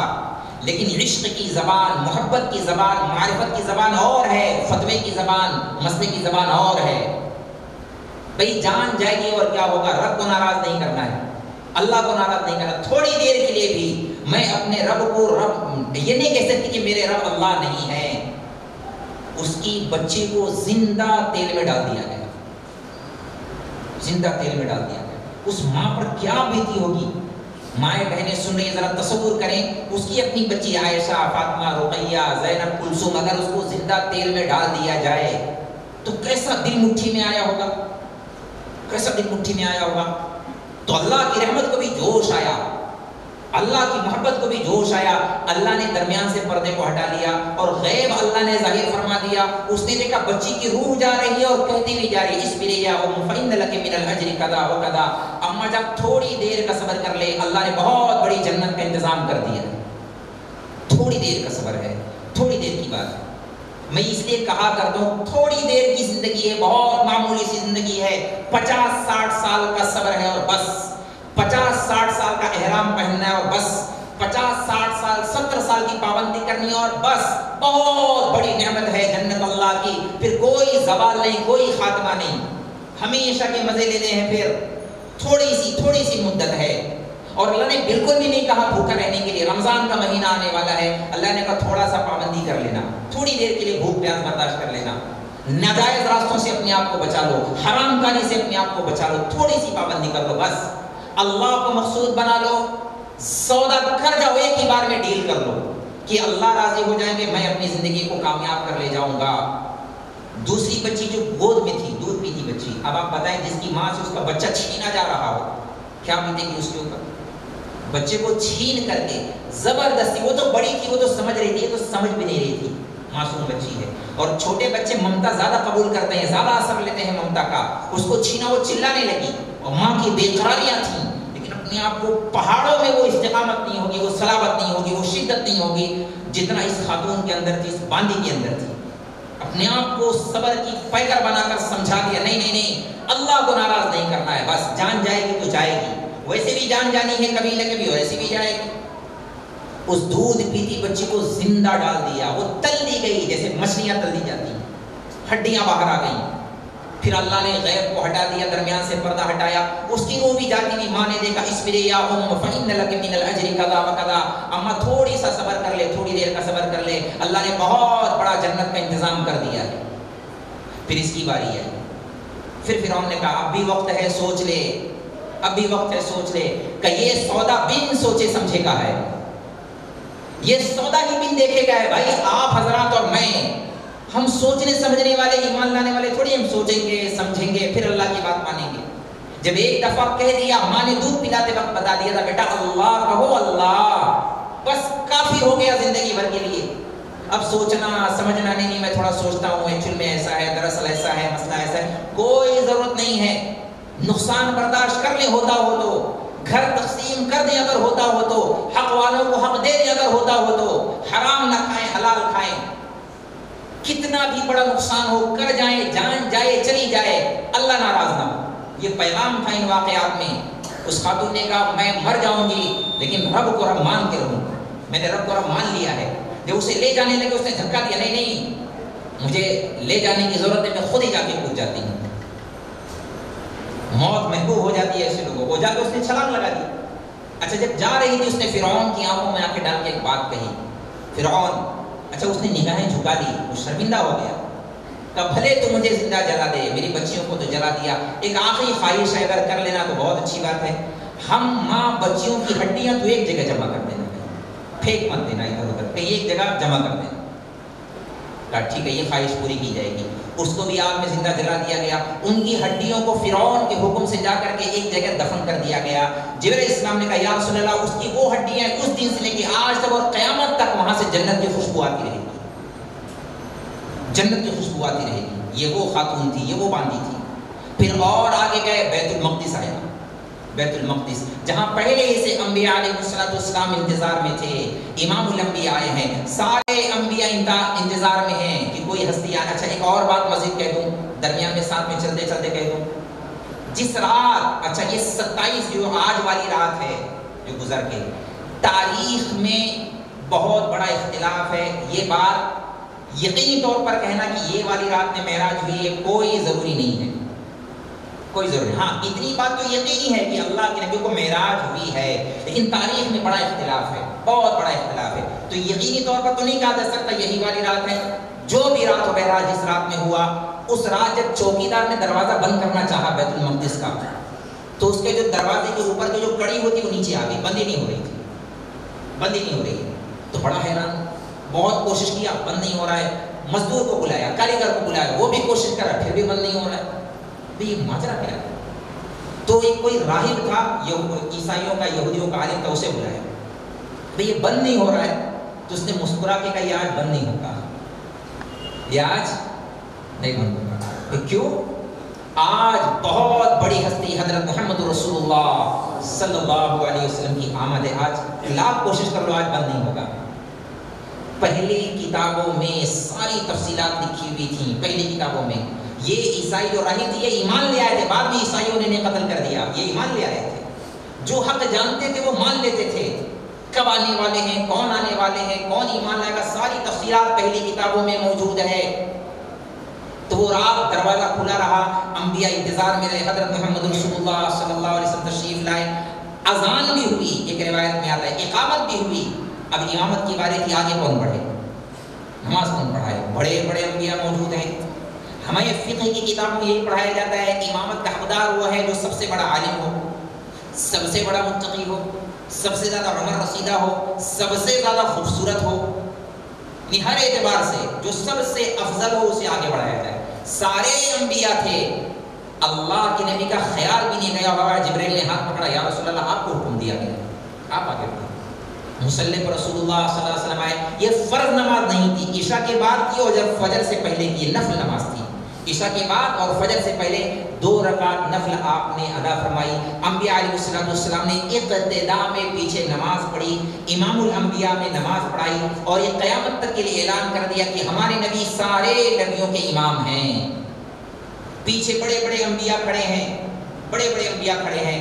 نماز کے بعد پھر آسمانوں میں جانے کا انتظام. یہ تو زمینی سفر ہو گیا. اب آسمان کی سیر. والنجم اذا ہوا ما ضل صاحبكم وما غوى وما ينطق عن الهوى ان هو الا وحي يوحى علمه شديد القوى ذو مرة فاستوى وهو بالافق الاعلى ثم دنا فتدلى فكان قاب قوسين او ادنى فاوحى الى عبده ما اوحى ما كذب الفؤاد ما راى افتمارونه على ما يرى ولقد رآه نزلة اخرى عند سدرة المنتهى عندها جنة المأوى اذ يغشى السدرة ما يغشى ما زاغ البصر وما طغى لقد رآ من آیات ربه الکبریٰ.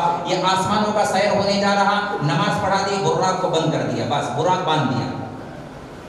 اسباب کا جہان تھا. اب آگے ایک اور نظام چل رہا ہے. الفاظ میں تعبیر نہیں کیا جا سکتا, حقیقت اللہ بہتر جانے.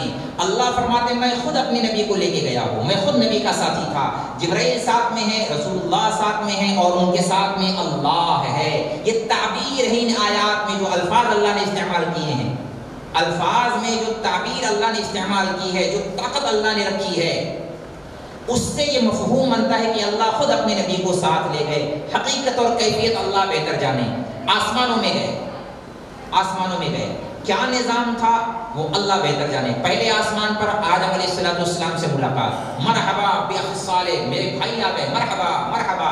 دوسرے آسمان پر گئے, یحییٰ علیہ السلام, زکریا علیہ السلام, عیسیٰ علیہ السلام سے ملاقات, مرحبا بھائی آ گئے, نبی آ گئے. تیسرے آسمان پہ گئے, ادریس علیہ السلام سے ملاقات.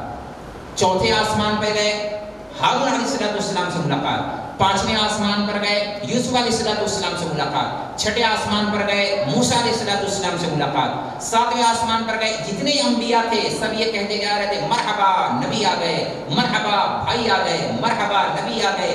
ساتویں آسمان پر گئے, ایک بہت بڑے بزرگ, بڑے میاں, اوپر بھی ایک بیت اللہ ہے جیسے نیچے بیت اللہ ہے.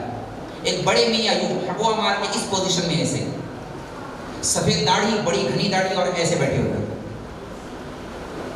اچھا, قاضی عیاض کی شفا نامی کتاب, اور بھی کتابیں بہت ساری روایات ہیں. ایک روایت میں یہ ہے کہ آپ نے کھڑے ہو کر کے استقبال کیا اور آگے چل کے آئے, اور ایک روایت میں یہ ہے کہ آپ بیٹھے ہی رہے, آپ کھڑے نہیں, بیٹھے رہے. رسول اللہ چل کے تشریف لے گئے. اس میں اس بات کی طرف اشارہ ہے, آدم علیہ السلام سے لے کر جتنے انبیاء تھے سب کھڑے ہو کر کے استقبال کر رہے تھے.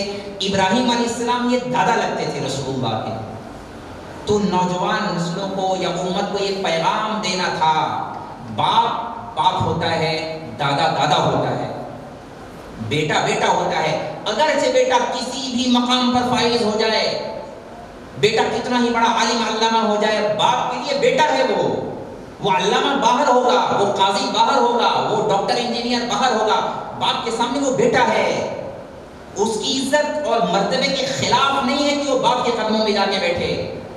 نبوت کے منصب کے خلاف نہیں ہے کہ نبی ابراہیم علیہ السلام کے پاس چل کے جائیں, بلکہ ان کی نبوت میں اور زیادہ چار چاند لگنے والی بات ہے. بیٹے کے حق میں مقام میں کمی نہیں ہے کہ بیٹا اگر مفتی ہے اگر اپنے ابا کے پیر دبانے لگ جائے, یہ تو اس کے اعزاز کی بات ہے. رشتوں کی قدر بتلانا ہے کہ اگرچہ مقام میں رسول اللہ بڑے ہیں لیکن رشتے میں کون بڑا ہے؟ رشتے میں تو دادا لگتے ہیں نا ابراہیم علیہ السلام. تو ایک روایت بے شک ہے کہ دادا بھی کھڑے ہوئے تو چل کے آئے تھے, اور ایک روایت ہے جو مجھے بیان کرنا ہے کہ آپ خود چل کے گئے, بھائی آپ کے دادا ہیں ابراہیم علیہ السلام. کسی نبی نے جو بات نہیں کہی, جو کسی نبی نے نہیں کیا, وہ ابراہیم علیہ السلام نے کیا. آگے بڑھے, پیشانی پر بوسہ دیا, مرحبا بن صالح, میرا بیٹا آ گیا, میرا بیٹا آ گیا, میرا نبی بیٹا آ گیا, نبی آ گیا. گلے لگایا. کسی نبی نے نہیں کہا تھا, ابراہیم علیہ السلام نے کہا بیٹا اپنی امت کو میرا سلام کہنا. ابراہیم علیہ السلام نے اپنی امت کو میرا سلام کہنا. گلے لگایا, دعائیں دی ڈھیر ساری. اس کے بعد پھر اور آگے چلے, عند سدرۃ المنتہا, بہت اوپر. کیا نظام تھا, کیفیات اللہ بہتر جانے. سدرۃ المنتہا, سدرۃ المنتہا لفظ کا ترجمہ تو ہے بیری کا درخت ہے. اپنے محاورے میں استعمال کرو تو مخلوق کا جنکشن ہے, آخری اسٹیشن ہے, اس کے آگے آج تک کوئی نہیں گیا. جبریل امین بھی ہاتھ مان کے کھڑے ہوئے, یا رسول اللہ لو دنود خلوۃ لاخترت, اب اگر ایک بارش بھی آگے بڑھا تو جل کے راہ ہو جاؤں گا. بس اب میرے لیے بھی یہاں تک کی اجازت ہے، اس کے آگے کی انٹری میری بھی نہیں ہے. اب آپ جانے اور آپ کا رب جانے، میں یہاں تک کا خادم تھا، بس اب اللہ بہتر جانے اور آپ بہتر جانے.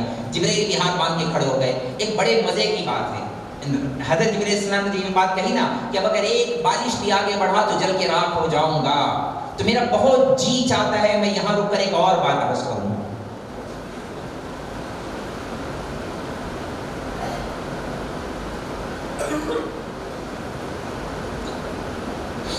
سیدنا عطاء اللہ شاہ بخاری رحمۃ اللہ علیہ سفر ہجرت کا جب واقعہ بیان کرتے ہیں، سفر ہجرت کا، اور آپ نے سنا ہوگا ہجرت کے سفر میں جب رسول اللہ ساتھ چلے تو حضرت ابوبکر صدیق نے کتنی قربانیاں دیں. اپنے کندھے پر بٹھا کر غار میں اوپر لے کر کے گئے، وہاں بٹھایا، سب کچھ کیا. وہاں پھر آپ نے دیکھا ہوگا سوراخ بند کیے، سانپ نے ڈسا اور سارا ماجرا ہوا.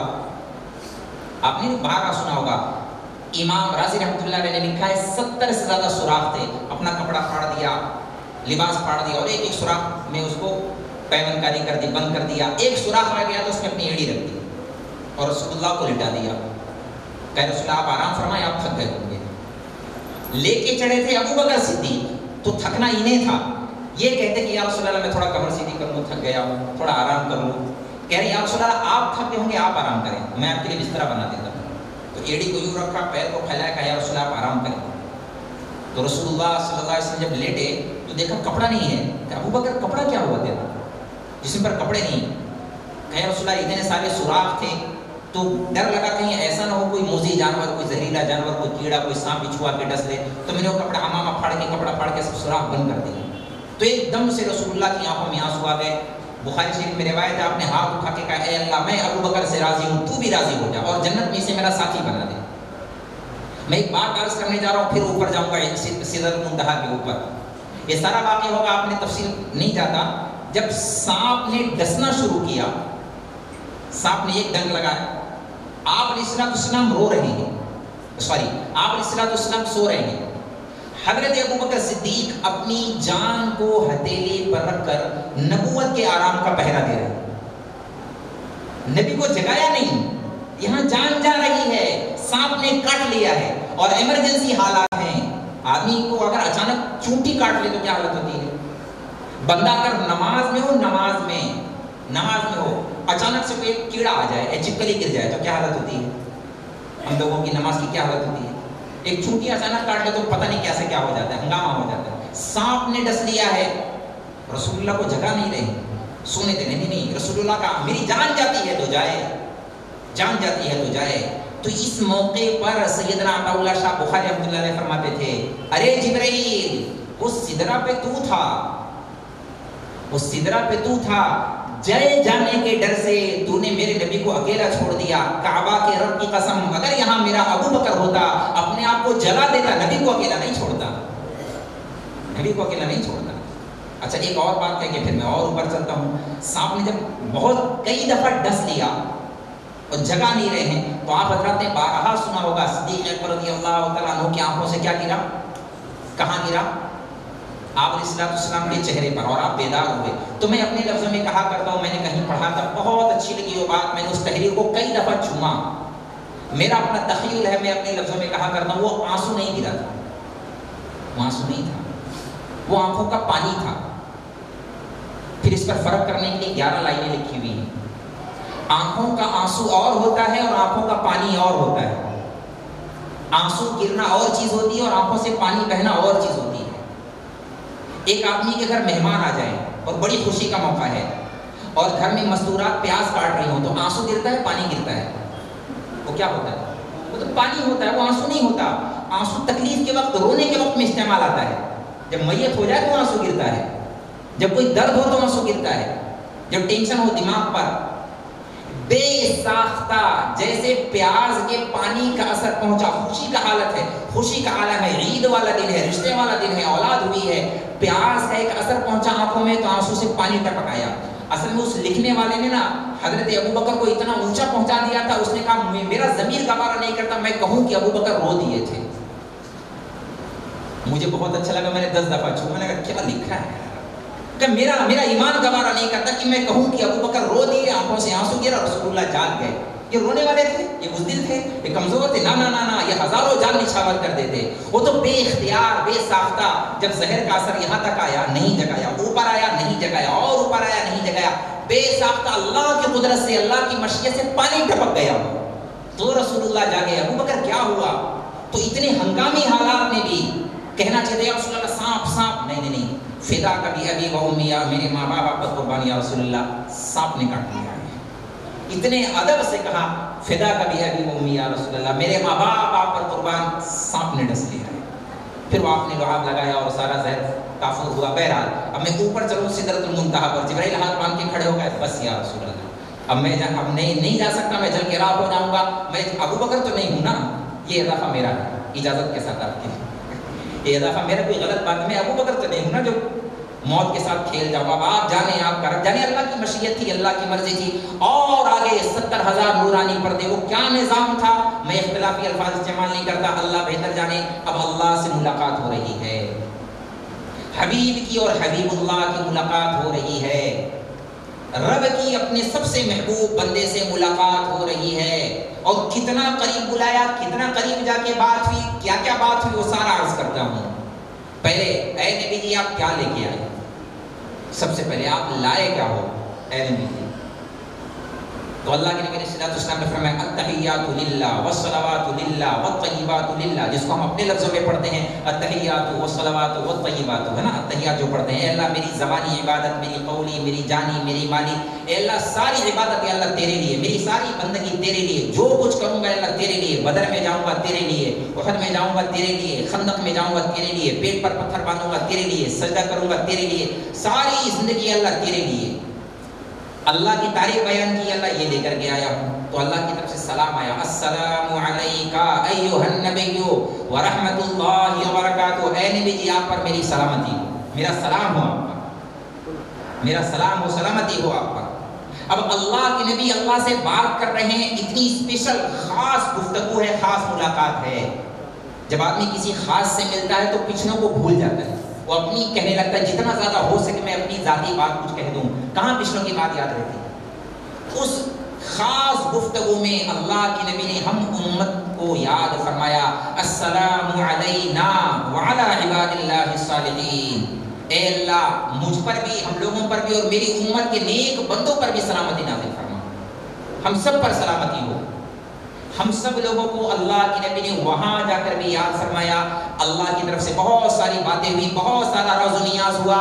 امام فخر الدین رازی رحمۃ اللہ علیہ نے لکھا ہے بے شمار حکایات، اسرار، رموز، بہت ساری باتیں ہوئی. اللہ کے نبی نے اللہ سے پوچھا کہ اتخذت ابراہیم خلیلا وموسیٰ کلیما وعلمت لداود الحدید واحییت لعیسی الموتى وسخرت لسلیمان الریاح فماذا جعلت لی. اے اللہ آپ نے موسیٰ علیہ السلام کو کلیم بنایا، داؤد علیہ السلام کے ہاتھوں لوہا نرم کیا، عیسیٰ علیہ السلام کے ہاتھوں مردوں کو زندہ کرنے کا معجزہ دیا. تو اللہ میرے لیے کیا ہے، میرے لیے کیا ہے؟ تو اللہ کی طرف سے تحفہ آیا، اولیس قد اعطیتک افضل من ذلک کلہ، آپ کے لیے میں نے اتنا بڑا انعام رکھا ہے، آپ کا نام میرا نام ہمیشہ کے لیے ملا دیا ہے. اب قیامت تک انعام جدا نہیں ہوگا. ایک ساتھ لا الہ الا اللہ محمد رسول اللہ، اذان من اللہ ورسولہ، فاذنوا بحرب من اللہ ورسولہ، من یطع اللہ ورسولہ، من یحادد اللہ ورسولہ، من یشاقق اللہ ورسولہ. ہزاروں جگہ جہاں اللہ کا نام، رسول اللہ کا نام، اللہ پر ایمان، رسول اللہ پر ایمان، اللہ سے دوستی، نبی سے دوستی، اللہ کے اطاعت، نبی کے اطاعت، بارہا اللہ نے کہا ہے. اتنا زیادہ قریب کیا، کتنا زیادہ قریب کیا. قرآن کی جو تعبیر ہے فَكَانَ قَابَ قَوْسَيْنِ، اتنا زیادہ قریب بلایا آپ نے. جو آپ نے دیکھا ہوگا تیر اور کمان، تیر اور کمان، جس کمان سے تیر چلایا جاتا ہے آپ نے دیکھا ہوگا، تو ایک کمان کا جو راؤنڈ ہے اس کو قوس کہتے ہیں، اس کو قاب اور اس کو قاب کہتے ہیں. تو اللہ نے تعبیر استعمال کی ہے، میں نے اپنے نبی کو اتنا قریب بلایا. یہ تعبیر کی ضرورت اس لیے پڑی کہ اس زمانے کا ایک محاورہ تھا اور ایک رواج تھا. دو قبیلوں میں اگر لڑائی ہوتی تھی، اس زمانے میں لڑتے بہت تھے، قبائل آپس میں بہت لڑتے تھے، خاندانی لڑائیاں چلتی تھیں. تو جب آپس میں صلح ہوتی تو درمیان میں جو لوگ ہوتے تو ادھر کا سردار اٹھتا، ادھر کا سردار اٹھتا، اپنی اپنی کمان لے کر کے آتے. درمیان میں جو لوگ ہوتے یہ دونوں حضرات اپنی اپنی کمانوں کو، قاب کو ایسے ملاتے، ایسے ادھر کا اٹھ کے ادھر سے، ادھر کا اٹھ کے ادھر سے. اور درمیان کی جو صلح کرانے والے لوگ ہوتے وہ لوگ دونوں مشترکہ طور پر ایک تیر چلاتے. ہوا میں ایک تیر چلا دے اور یہ اعلان ہوتا کہ اب ہم دونوں قبیلوں کی صلح ہو گئی ہے، جو ہمارا دوست ہم دونوں کا دوست، جو ہمارا دشمن ہم دونوں کا دشمن، جو ان سے دشمنی کرے گا ہم سے دشمنی کرے گا، جو ہم سے دشمنی کرے گا ان سے دشمنی کرے گا، مشترکہ طور پر۔ تو اتنا زیادہ قریب ہو گئے ہم، اب ہم نے سارے اختلافات ختم کر دیے۔ تو یہ رواج تھا، اللہ نے اس محاورے کو اٹھایا اور استعمال کیا، میں نے اپنے حبیب کو اتنا قریب بلایا، ایسا فکان قاب قوسین، اور پھر اور مزید ایک لفظ فرمایا او ادنا، اس سے بھی زیادہ قریب کی۔ اب او ادنا کی تفسیر تو انسان کے بس کی بات نہیں ہے، اس کی کیا کیفیت کی حقیقت اللہ ہی بہتر جانتا ہے، کتنا زیادہ قریب کیا۔ بہرحال اللہ اور حبیب اللہ کی آپس میں گفتگو ہو رہی ہے، بہت ساری باتیں ہوئی۔ اب بندہ جب آنے لگتا ہے، مہمان میزبان کے پاس سے آنے لگتا ہے، تو جو اچھے بڑے دل والے ہوتے ہیں ان کا کام ہوتا ہے وہ ہدیہ دیں، تحائف دیں۔ تو اللہ تعالیٰ نے اپنے حبیب کو 3 تحفے عطا فرمائے، جس کو تحفہ کہا جاتا ہے۔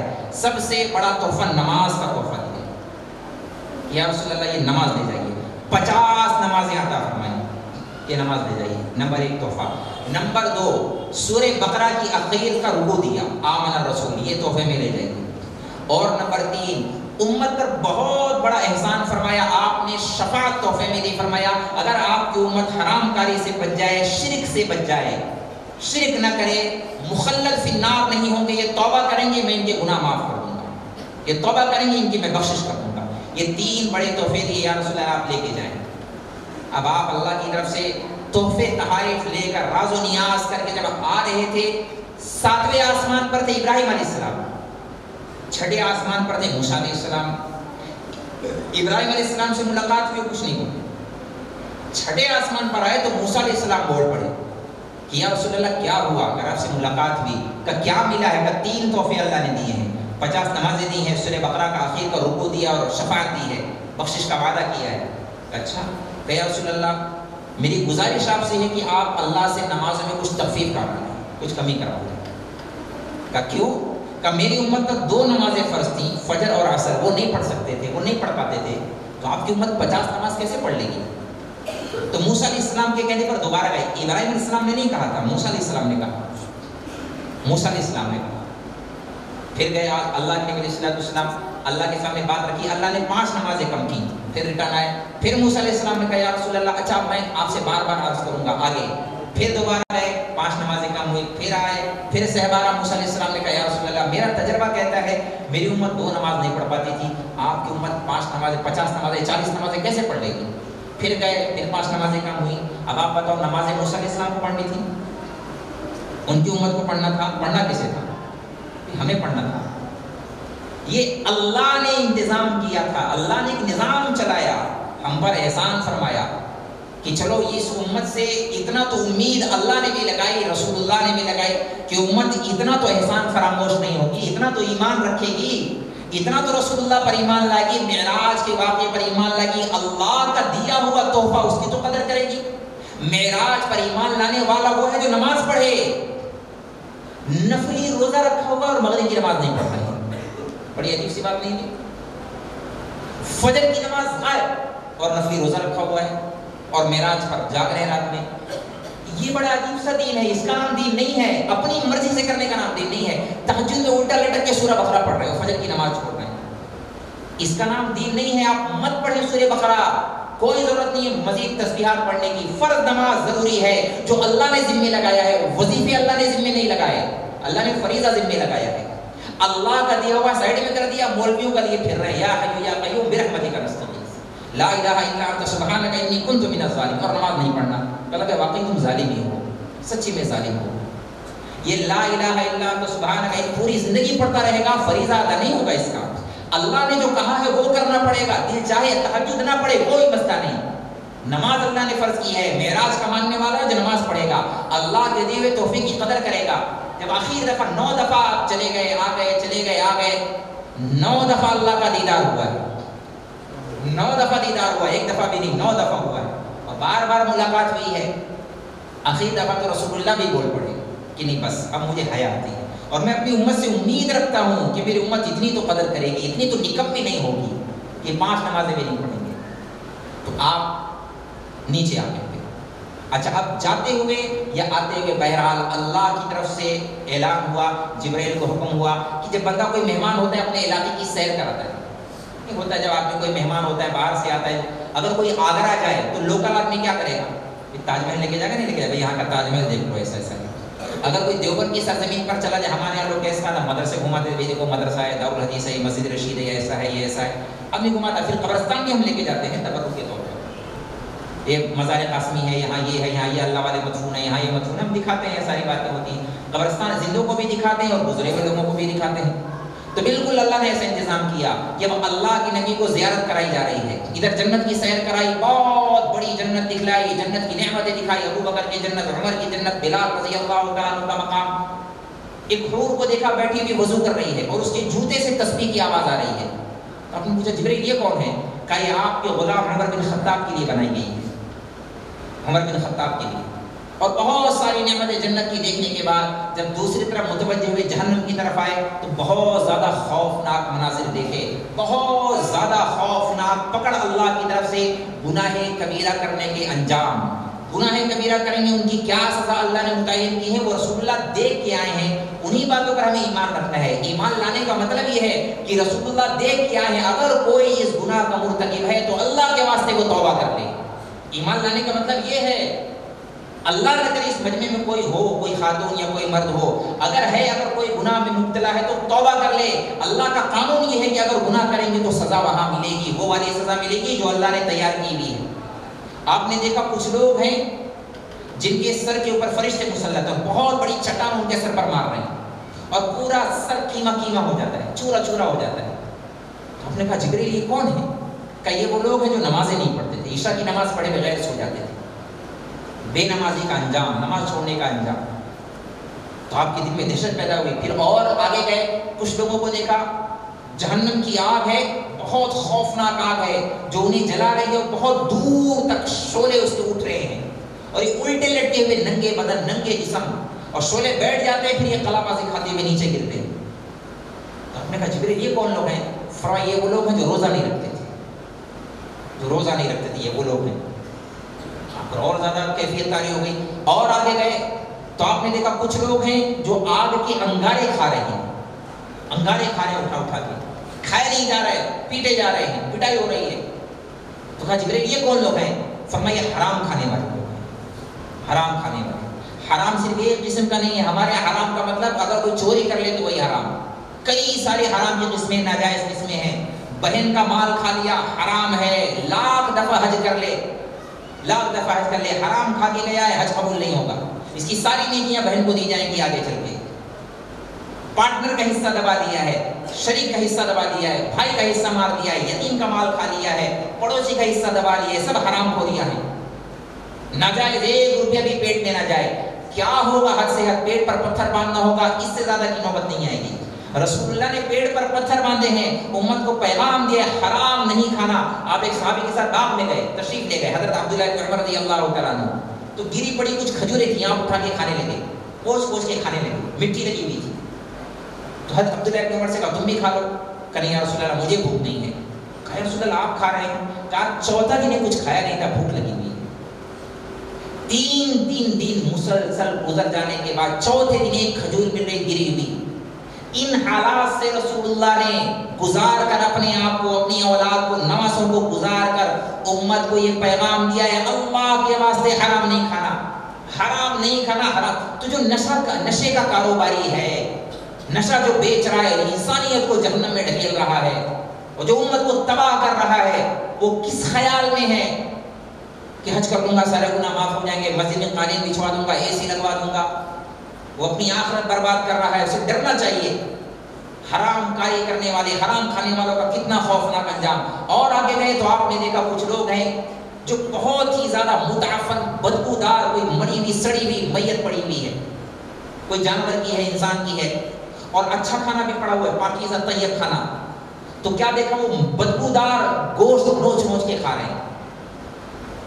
تو فرمایا یہ کون لوگ ہیں؟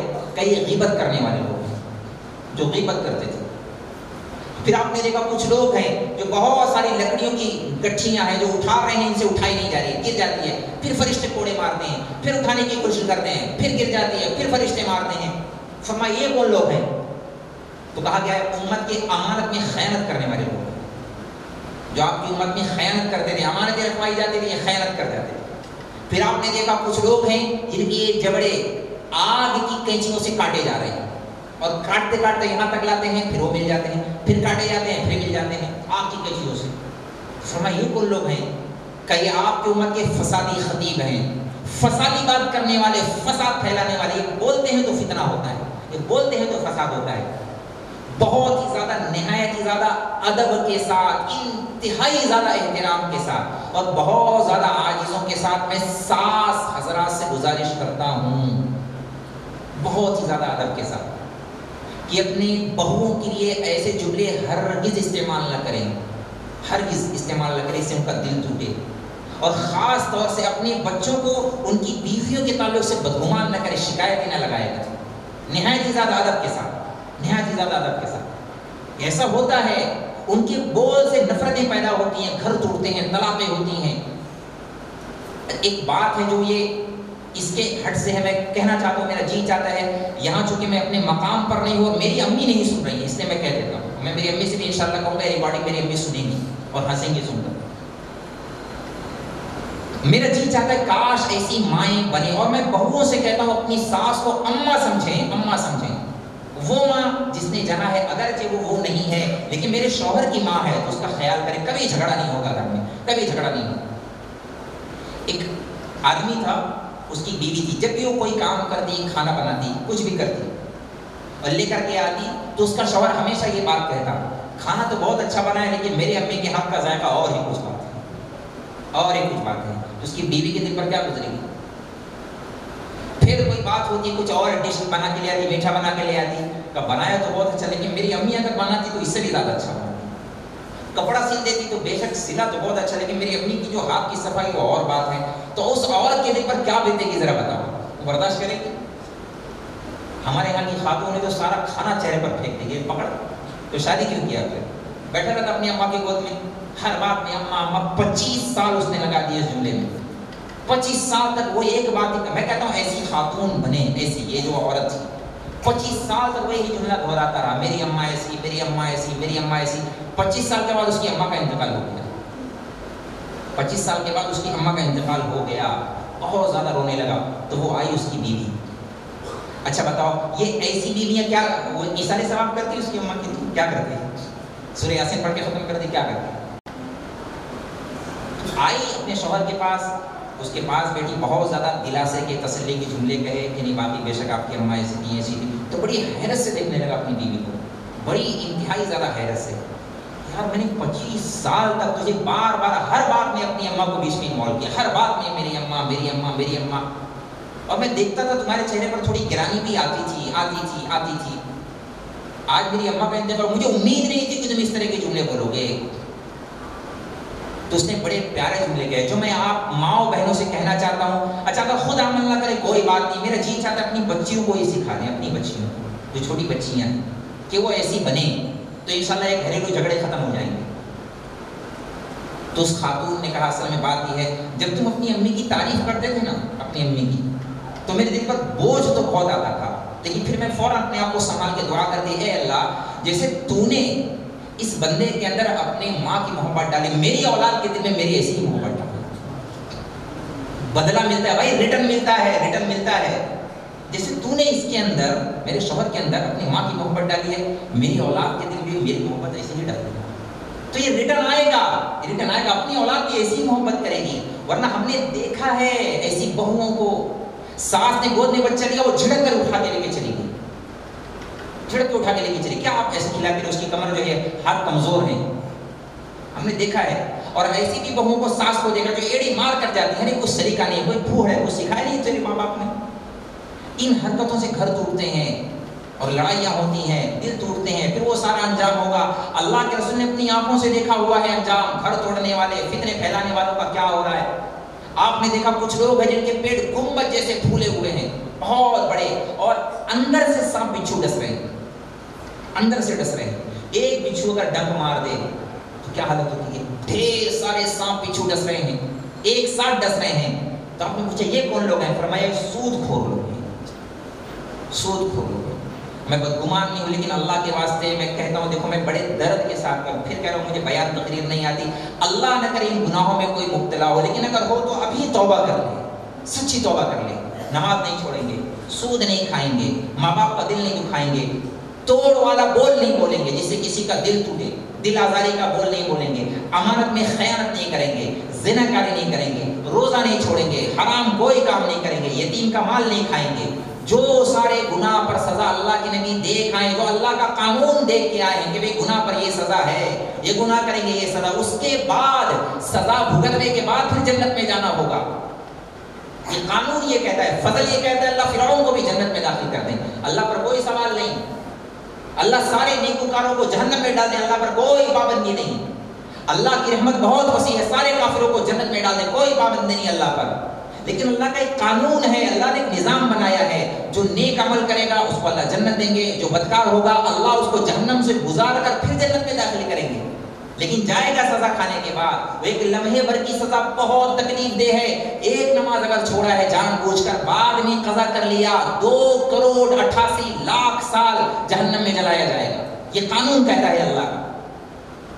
بڑے دھڑلے سے عورتیں نماز چھوڑ دیتی ہیں، بچے نے پیشاب کر دیا تھا، عذر ہو گیا ہے، یا میں بہت مصروف تھا، کپڑا پاک نہیں، ارے کپڑا پاک نہیں، دل ناپاک ہو گیا ہے، ایمان کمزور ہو گیا ہے، اپنے آپ کو دل کو ستھرا کرنا پڑے گا، پاکیزہ بنانا پڑے گا، ہر حال میں نماز پڑھنی پڑے گی۔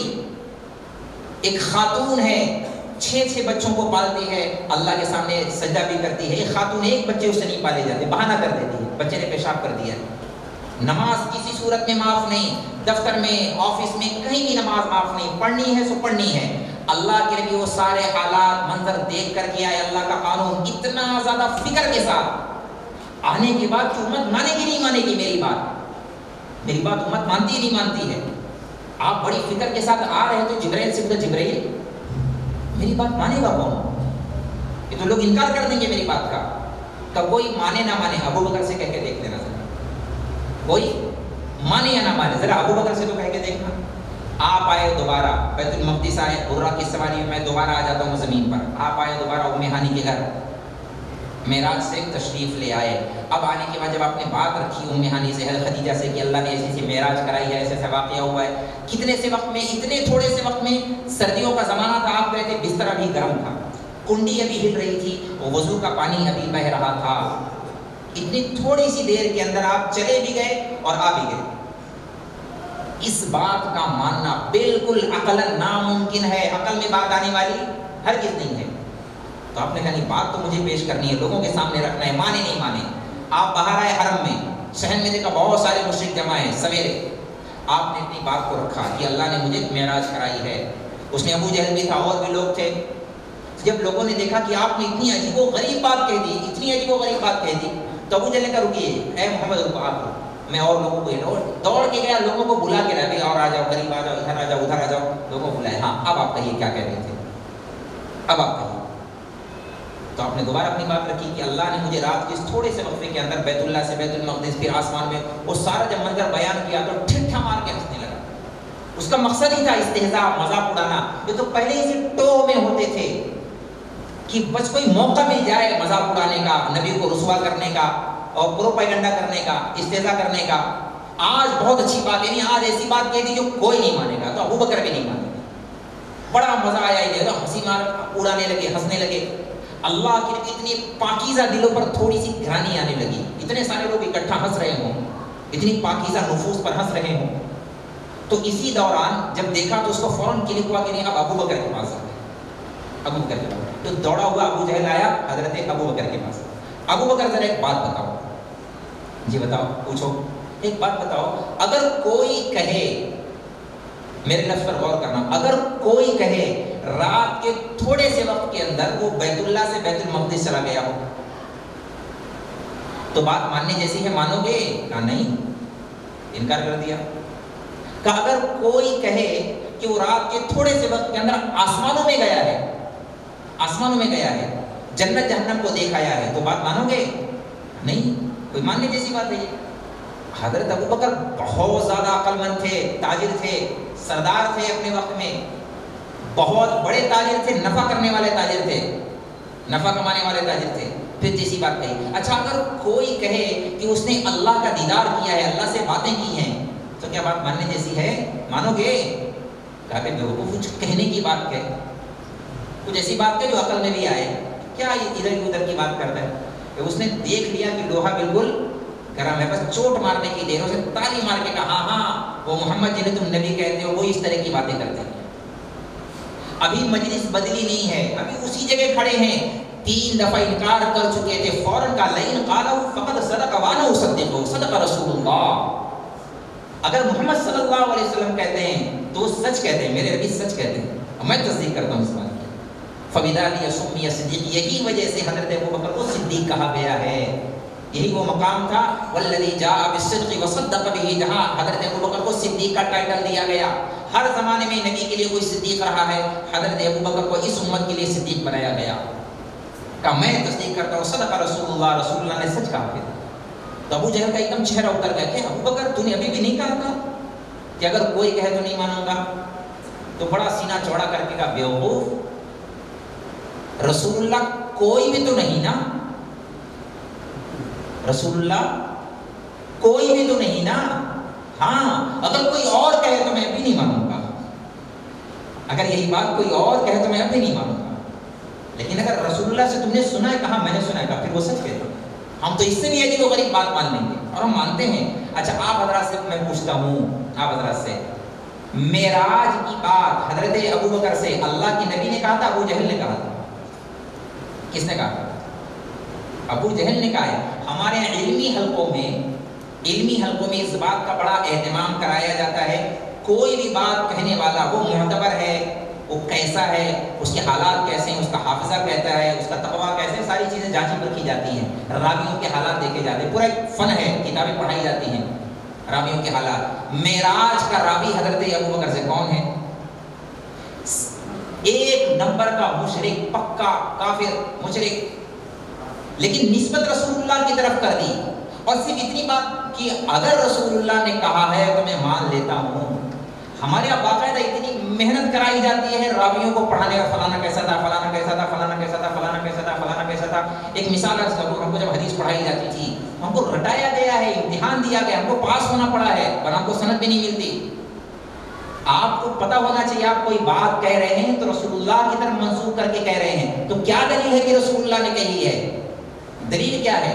ہمارے پاس دلیل ہوتی ہے، ہم نے حدیث پاک کو پڑھا ہے مفتی سعید احمد صاحب پالنپور سے، انہوں نے پڑھا ہے شیخ الہند مولانا محمود الحسن صاحب دیوبندی سے، انہوں نے پڑھا ہے حجت الاسلام حضرت مولانا محمد قاسم صاحب ناموتوی سے، انہوں نے پڑھا ہے شاہ عبد الغنی سے، انہوں نے پڑھا ہے محمد اسحاق سے، انہوں نے شاہ عبد العزیز سے، انہوں نے شاہ ولی اللہ محدث دہلوی سے، انہوں نے ابو طاہر مدنی سے، انہوں نے ابراہیم کردی سے، انہوں نے احمد القشاشی سے، انہوں نے ابی مواہب الشناری سے، انہوں نے محمد بن احمد الرملی سے، انہوں نے ابو یحییٰ انصاری سے، انہوں نے حافظ بن حجر عسقلانی سے، انہوں نے ابراہیم بن احمد التنوخی سے، انہوں نے حسین بن ابی طالب الحجار سے، انہوں نے عبد الاول بن عیسیٰ الحربی سے، انہوں نے عبد الرحمن بن مظفر الداودی سے، انہوں نے عبداللہ بن احمد السرخسی سے، انہوں نے محمد بن یوسف الفربری سے، انہوں نے محمد بن اسماعیل امام بخاری سے۔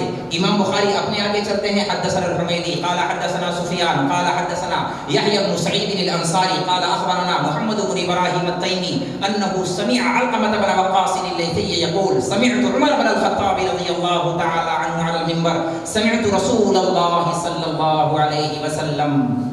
اتنا ایک لمبا سلسلہ ہے، میں نے بغیر سوچے ہوئے پڑھ دیا، میں نے ایک ذرہ برابر میں نہیں سوچا ان کے بعد کون، ان کے بعد کون۔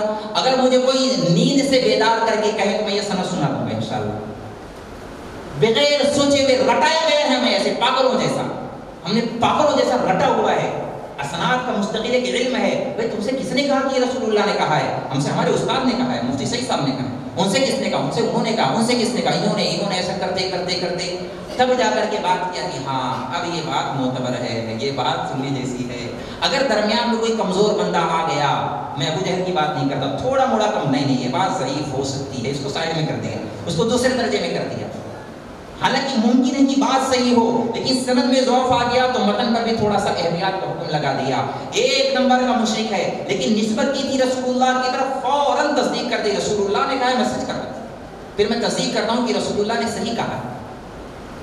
اب اس کو رہا نہیں گیا، اتالا ہو گیا، بھی کیا کرے؟ رسول اللہ کے پاس آیا، اس نے دیکھا یار بات تو بگڑ گئی، لینے کے دینے جس کو کہتے ہیں، تو اس نے اللہ کے نبی کو پھر دوبارہ پھنسانے کے لیے کہا اچھا ایک بات بتاؤ، چلو ہم آپ کی بات مان لیتے ہیں، آپ بیت المقدس گئے تھے نا، اب امتحان لینے کو، امتحان، آپ بیت المقدس گئے تھے نا، اچھا انہیں پکا یقین تھا کہ رسول اللہ کبھی زندگی میں بیت المقدس نہیں گئے، یہ جانتے تھے، انہیں پتا تھا۔ آپ بتاؤ، آج جب آپ بیت المقدس گئے ہیں، آپ نے نمازیں پڑھانی ہیں انبیاء کو، تو آپ بتائیے بیت المقدس کے دروازے کتنے ہیں ٹوٹل، اس کے روشن دان کتنے ہیں، اس کے شہدیر کتنے ہیں، ذرا بتائیے۔ اب میں بڑے دعوے کے ساتھ کہہ سکتا ہوں، اگر میں امام صاحب سے کہوں کہ مسجد میں پنکھے کتنے ہیں ٹوٹل یا لائٹیں کتنی ہیں، تو یہ نہیں بتا سکتے، 50 سال بھی امام کہنے کے تو نہیں بتا سکتے۔ بھائی یہ نماز پڑھانا کام ہے، پنکھے گننا کام نہیں ہے۔ یعنی آدمی بھائی اس نظریے سے نہیں آتا، مسجد کے ذمہ دار بھی نہیں بتا، جو دن رات بٹن دباتے ان کو بھی نہیں معلوم ہوگا ٹوٹل سوئچ کتنے، بٹن کتنے ہیں۔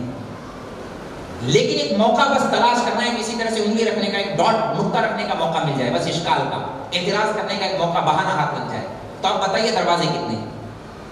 بھائی رسول اللہ بے شک گئے ہیں اور امامت کرا کے آئے ہیں، اب اتنے سارے لوگ جمع ہو گئے، رسول اللہ کا اچھا اگر میں بتا دوں تو بات مان لو گے، پھر تو ماننے میں تو کوئی دوسرا راستہ ہی نہیں، پھر تو ماننا پڑے گا، مان لیں گے۔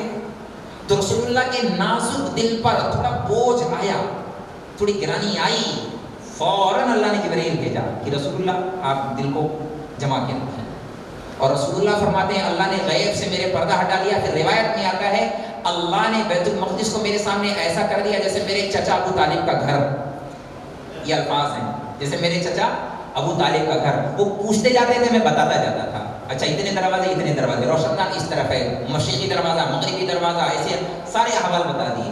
اچھا یہ کئی دفعہ ان میں مجمع میں کئی لوگ ایسے تھے جو کئی دفعہ جا کے آ چکے تھے، پہلے قبلہ وہی تھا، پہلے قبلہ وہی تھا تو کئی دفعہ جا کے آ چکے تھے، حیران ہو گیا کسی بات کیا۔ اچھا پھر جس کو نہیں ماننا ہو نا، بہت سارے بہانے ہوتے ہیں، نہیں ماننے کے ہزاروں بہانے، کہنے نہیں یہ ماننے جیسی بات نہیں ہے، ہمیں پتہ تم ہو بہت ہوشیار، تو تم نے یہ دعویٰ کرنے کا پلان پہلے سے کیا ہوگا، تم تو نہیں کیا ہوگا، کسی بندے کو بھیجا ہوگا، اس نے وہاں کی ساری تفصیلات لکھ لی ہوگی اور آ کر کے تم نے رٹ لیا ہوگا اور تم ہمیں جواب دے رہے ہو۔ بڑی عجیب بات ہے یہ بڑی عجیب بات ہو گئی۔ کبھی نہیں، اچھا ایک بات بتاؤ، جب آپ گئے ہی تھے بیت المقدس تو شام ہوتا کہ کیا ہو گیا، ہمارے کچھ قافلے تجارت کے لیے گئے ہوئے، تجارتی قافلے، آپ ان کے ذرا احوال بتائیے، اس کی نوعیت بتائیے، وہ کہاں ہیں، کیا کر رہے ہیں، کب پہنچیں گے۔ کہا اچھا وہ بتا دو تو بات مان لو گے، پھر تصدیق کر لو گے۔ کہا پھر تو کوئی چارہ نہیں، پھر تو ماننے بغیر کوئی راستہ ہی نہیں، پھر مان لیں گے۔ تو آپ نے پھر بتایا کہ جب میں یہاں سے گیا مقام روحہ پر، میں براق سواری سے گزر رہا تھا تو میرے سواری کی وجہ سے تمہارے فلانے قافلے کا مقام روحہ پر ایک اونٹ پر جو سوار تھا وہ بدکا، اونٹ بدک گیا، وہ سوار گرا، اس کا بایاں بازو ٹوٹ گیا، اس نے پٹی باندھی ہوئی ہے، بایاں بازو ٹوٹ گیا، پٹی باندھی ہوئی ہے۔ اچھا چلو ہاں یہ آیا تو ایک نشانی ہے، چلو ہم نے لے لیا، اور بتائیے۔ کہ ایک قافلہ ہے جو بالکل قریب آج شام سورج غروب ہونے سے پہلے پہلے مکہ میں انٹر ہو جائے گا، داخل ہو جائے گا، تو بہت خوش ہو گیا، بھائی اب تو آر یا پار والی بات ہو گئی، فائنل بات ہے۔ کہ اچھا اس کی کوئی نشانی بتاؤ۔ کہ سب سے آگے آگے جو اونٹ ہے اس کا ایسا ایسا رنگ ہے اور ایسی سی بوریوں پر یہ سامان رکھا ہوا ہے، اور فلانے قافلے کے ہاتھ جو ٹوٹے ہوئے تھے، آئے گا تو پوچھ لینا کہ ٹوٹے کہ نہیں ٹوٹے، قافلے کے اندر وہ بندہ بھی ہے۔ جب انہوں نے ساری باتیں سن لی، یہ سارے آ کر کے پہاڑ کی چوٹی پر شام سے پہلے آ کے کھڑے ہو گئے، سورج ڈوبنے سے پہلے، انتظار میں کہ وہ دیکھیں رسول اللہ کی بات، یہ تو انتظار میں تھے کہ رسول اللہ کی بات جھوٹی ثابت ہو جائے۔ اچھا جو رسول اللہ پر ایمان لانے والے مٹھی بھر لوگ تھے وہ بھی چلے گئے۔ اچھا انہیں یہ شک کی وجہ سے نہیں گئے تھے، یہ شک کی وجہ سے نہیں گئے تھے کہ دیکھیں گے، نہیں، وہ تو بن دیکھیں کہ ایمان والی لانے والی بات تھی، یہ گئے تھے بس ہم دیکھ لیں کہ انہوں نے دیکھ لیا ہے، ہم یہ دیکھنا چاہتے کہ انہوں نے دیکھ لیا ہے۔ بالکل عین سورج غروب ہونے کے قریب تھا، سورج غروب ہونے کے قریب ہے اور شام بالکل ہونے، زردی آ گئی ہے اور قافلہ آیا نہیں، قافلہ آیا نہیں، تو ان کے دل تو خوشی سے اچھل رہے تھے کہ بس موقع لگ گیا، موقع لگ گیا۔ اور ادھر بالکل سورج غروب ہونے کے قریب تھا، ایک صحابی دوڑے دوڑے یا رسول اللہ یا رسول اللہ، قافلہ تو آیا نہیں، قافلہ تو آیا نہیں۔ پھر رسول اللہ کے دل پر تھوڑا سا بوجھ آیا، پھر اللہ نے نوکر بھیجا کہ رسول اللہ آپ دل کو جمع خاطر رکھیے، دل کو کنٹرول میں رکھیے، قافلہ جب تک آئے گا نہیں اللہ سورج ڈوبنے دیں گے نہیں۔ سورج ڈوبے گا کیسے؟ مالک تو اللہ ہے نا، رب اللہ ہے، کیسے سورج ڈوب جائے گا؟ بھائی جو کائنات کو روک سکتا ہے وہ کچھ بھی کر سکتا ہے، وہ رب میں کہتا ہوں دیکھو مالک اللہ ہے، خالق اللہ ہے، ملکیت اس کی ہے، قبضہ اس کا ہے. ہمارے یہاں ہوتا ہے پلاٹ فلانے کا ہے اور قبضہ کسی اور کا ہے. ایسا ہوتا ہے نا بھائی، پلاٹ پہ نام 7/12 پہ فلانے کا اور قبضہ فلانے کا ہے. یہاں ایسا نہیں ہے، مالک بھی اللہ ہے، خالق بھی اللہ ہے، قبضہ بھی اللہ کا ہے. وہ جو چاہے کرے، جو تصرف چاہے کر دے. اللہ سورج کو روک دے، قیامت تک کے لیے روک دے. قل ارائیتم ان جعل اللہ علیکم اللیل سرمدا الی یوم القیامہ من الہ غیر اللہ یاتیکم بضیاء. قل ارائیتم ان جعل اللہ علیکم النہار سرمدا الی یوم القیامہ من الہ غیر اللہ یاتیکم بلیل. یہ اللہ کا دعویٰ ہے قرآن میں. ہے کوئی مائی کا لال؟ میں قرآن میں اللہ کہہ رہے ہیں، قرآن کے اندر یہ صاف واضح ہے، رات کو اللہ کھڑا کر دیں، دن نہ لائیں. تو ہے کوئی مائی کا لال؟ کوئی نہیں. دن کو اللہ کھڑا کر دیں، رات نہ آنے دیں. کوئی ہے رات کو لا سکتا ہے؟ تو اللہ نے روک دیا. قافلہ آیا، لوگوں نے جا کر کے پوچھا تو بتایا کہ ہاں بھائی ایسا ایسا ہوا تھا. کوئی تیز رفتار سواری گزری تھی، دیکھو فلانا بندہ گزرا، اس کا بازو ٹوٹ گیا. آپ بتائیں انکار کرنے کی گنجائش رہ جاتی ہے؟ آپ بتائیں بھائی انکار کرنے کی گنجائش ہے؟ نہیں. لیکن پھر بھی جن کے نصیبوں میں بدبختی تھی انہوں نے نہیں مانا، نہیں مانے، وہ انکار کر گئے کہ نہیں ھذا من سحر ابن ابی کبشہ، یہ ابن ابی کبشہ کا جادو ہے، انہوں نے جادو کے ذریعے سے معلومات حاصل کر لی ہے. نہیں مانے، بہانہ کر کے چھوڑ گئے. اب ان کو تو کر دیتے ہیں سائڈ میں. وقت زیادہ ہوتا جا رہا ہے اور میں اپنی بات کو مختصر کر دوں.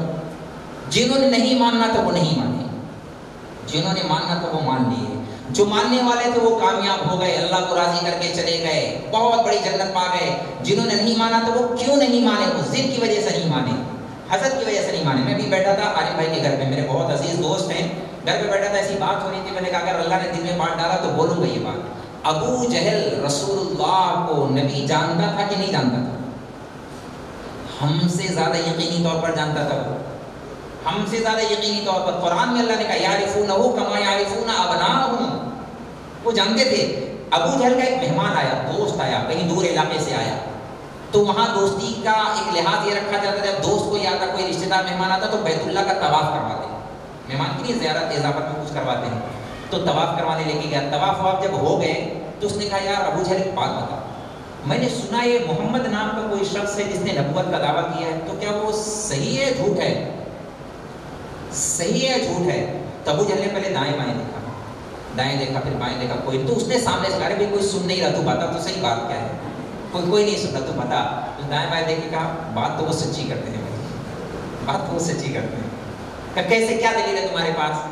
کہتے کو بھائی فینا ولد فینا، ہمارے درمیان وہ پیدا ہوئے، ہمارے ہی درمیان جوان ہوئے ہیں، اور پوری زندگی ان کی ہمارے سامنے کھلی کتاب کی طرح، پوری زندگی. آج تک انہوں نے کبھی جھوٹ نہیں بولا ہے، کسی معاملے میں جھوٹ نہیں بولا، چھوٹی سے چھوٹی بات میں بھی صادق ہیں، امین ہیں، کبھی جھوٹ نہیں بولا. تو جو شخص چھوٹی چھوٹی باتوں میں جھوٹ نہ بولتا ہو وہ اتنی بڑی بات میں جھوٹ کیسے بول دے گا؟ وہ اللہ کے بارے میں اور نبوت کے بارے میں جھوٹ کیسے بول دے گا؟ تو اس نے کہا پھر مانتے کیوں نہیں؟ اس پر ایمان کیوں نہیں لاتے؟ ایمان کیوں نہیں لاتے؟ تو ابو جہل کی بیماری میں بتا رہا ہوں، ابو جہل والی بیماری کیا ہے؟ ابو جہل نے کہا نہیں ماننے کی ایک وجہ ہے، اصل میں ان کا قبیلہ اور ہمارا قبیلہ یہ آپس میں خاندانی دشمنیاں ہیں، اور ہمارا ان کا معاہدہ ہوا ہے ہر بات میں ایک تمہاری ایک بات مانی جائے گی، ہماری بات مانی جائے گی، ایک تمہارا سردار ہوگا ایک ہمارا سردار، ایک تمہارا امیر ہوگا ایک ہمارا امیر ہوگا. اس طرح سے ہمارا نظام چل رہا ہے. اب انہوں نے ایسی بات کر دی ہے کہ ہمارے پاس کوئی آپشن ہی نہیں ہے، کوئی راستہ ہی نہیں ہے. انہوں نے نبوت کا دعویٰ کر لیا، تو اب ہم نبی تو بنا سکتے نہیں ہاتھوں سے ڈرائنگ کر کے. بھائی مالیگاؤں والے ہمارے ہندوستان میں تو نبی بنائے جاتے ہیں، واقعہ ہے نا. اتنے زمانے کے مشرک بھی جانتے تھے کہ بھی نبی بنایا نہیں جاتا، ایسا نبی کوئی بن نہیں جاتا ڈرائنگ کر لیا بھائی اس کو نبوت کا ٹائٹل لگا دو. وہ نبی انتخابی ہوتا ہے، اللہ کی طرف سے منتخب ہوتا ہے، وہ اللہ کی طرف سے عطا ہوتی ہے کہ اس کو نبی بنانا ہے. تب یہ تو نبوت کا انہوں نے، اچھا نبی یہ سچے ہیں اور ہم میں سے کوئی نبی ہو سکتا نہیں، تو اب ہماری جیت اس میں ہے کہ ہم ان کی بات نہ مانیں. ہماری جیت اس میں کہ ہم ان کا مقابلہ کریں، انکار کریں ضد کی وجہ سے. تو یہ ضد کی وجہ سے نہیں مانا، یہ مردود ہو گیا، چلا گیا. جنہوں نے ماننا تھا وہ مان گئے، اللہ کو راضی کر گئے. اب بات آپ لوگوں کی اور میری ہے، بس اب بات آپ لوگوں کی اور میری ہے. معراج کا واقعہ ہو یا کوئی بھی بات ہو، اللہ کے نبی کی بات پر ایمان ہے؟ بولو ہاں ہے. ایمان رکھتے ہیں؟ ہاں رکھتے ہیں. کون سا والا ایمان؟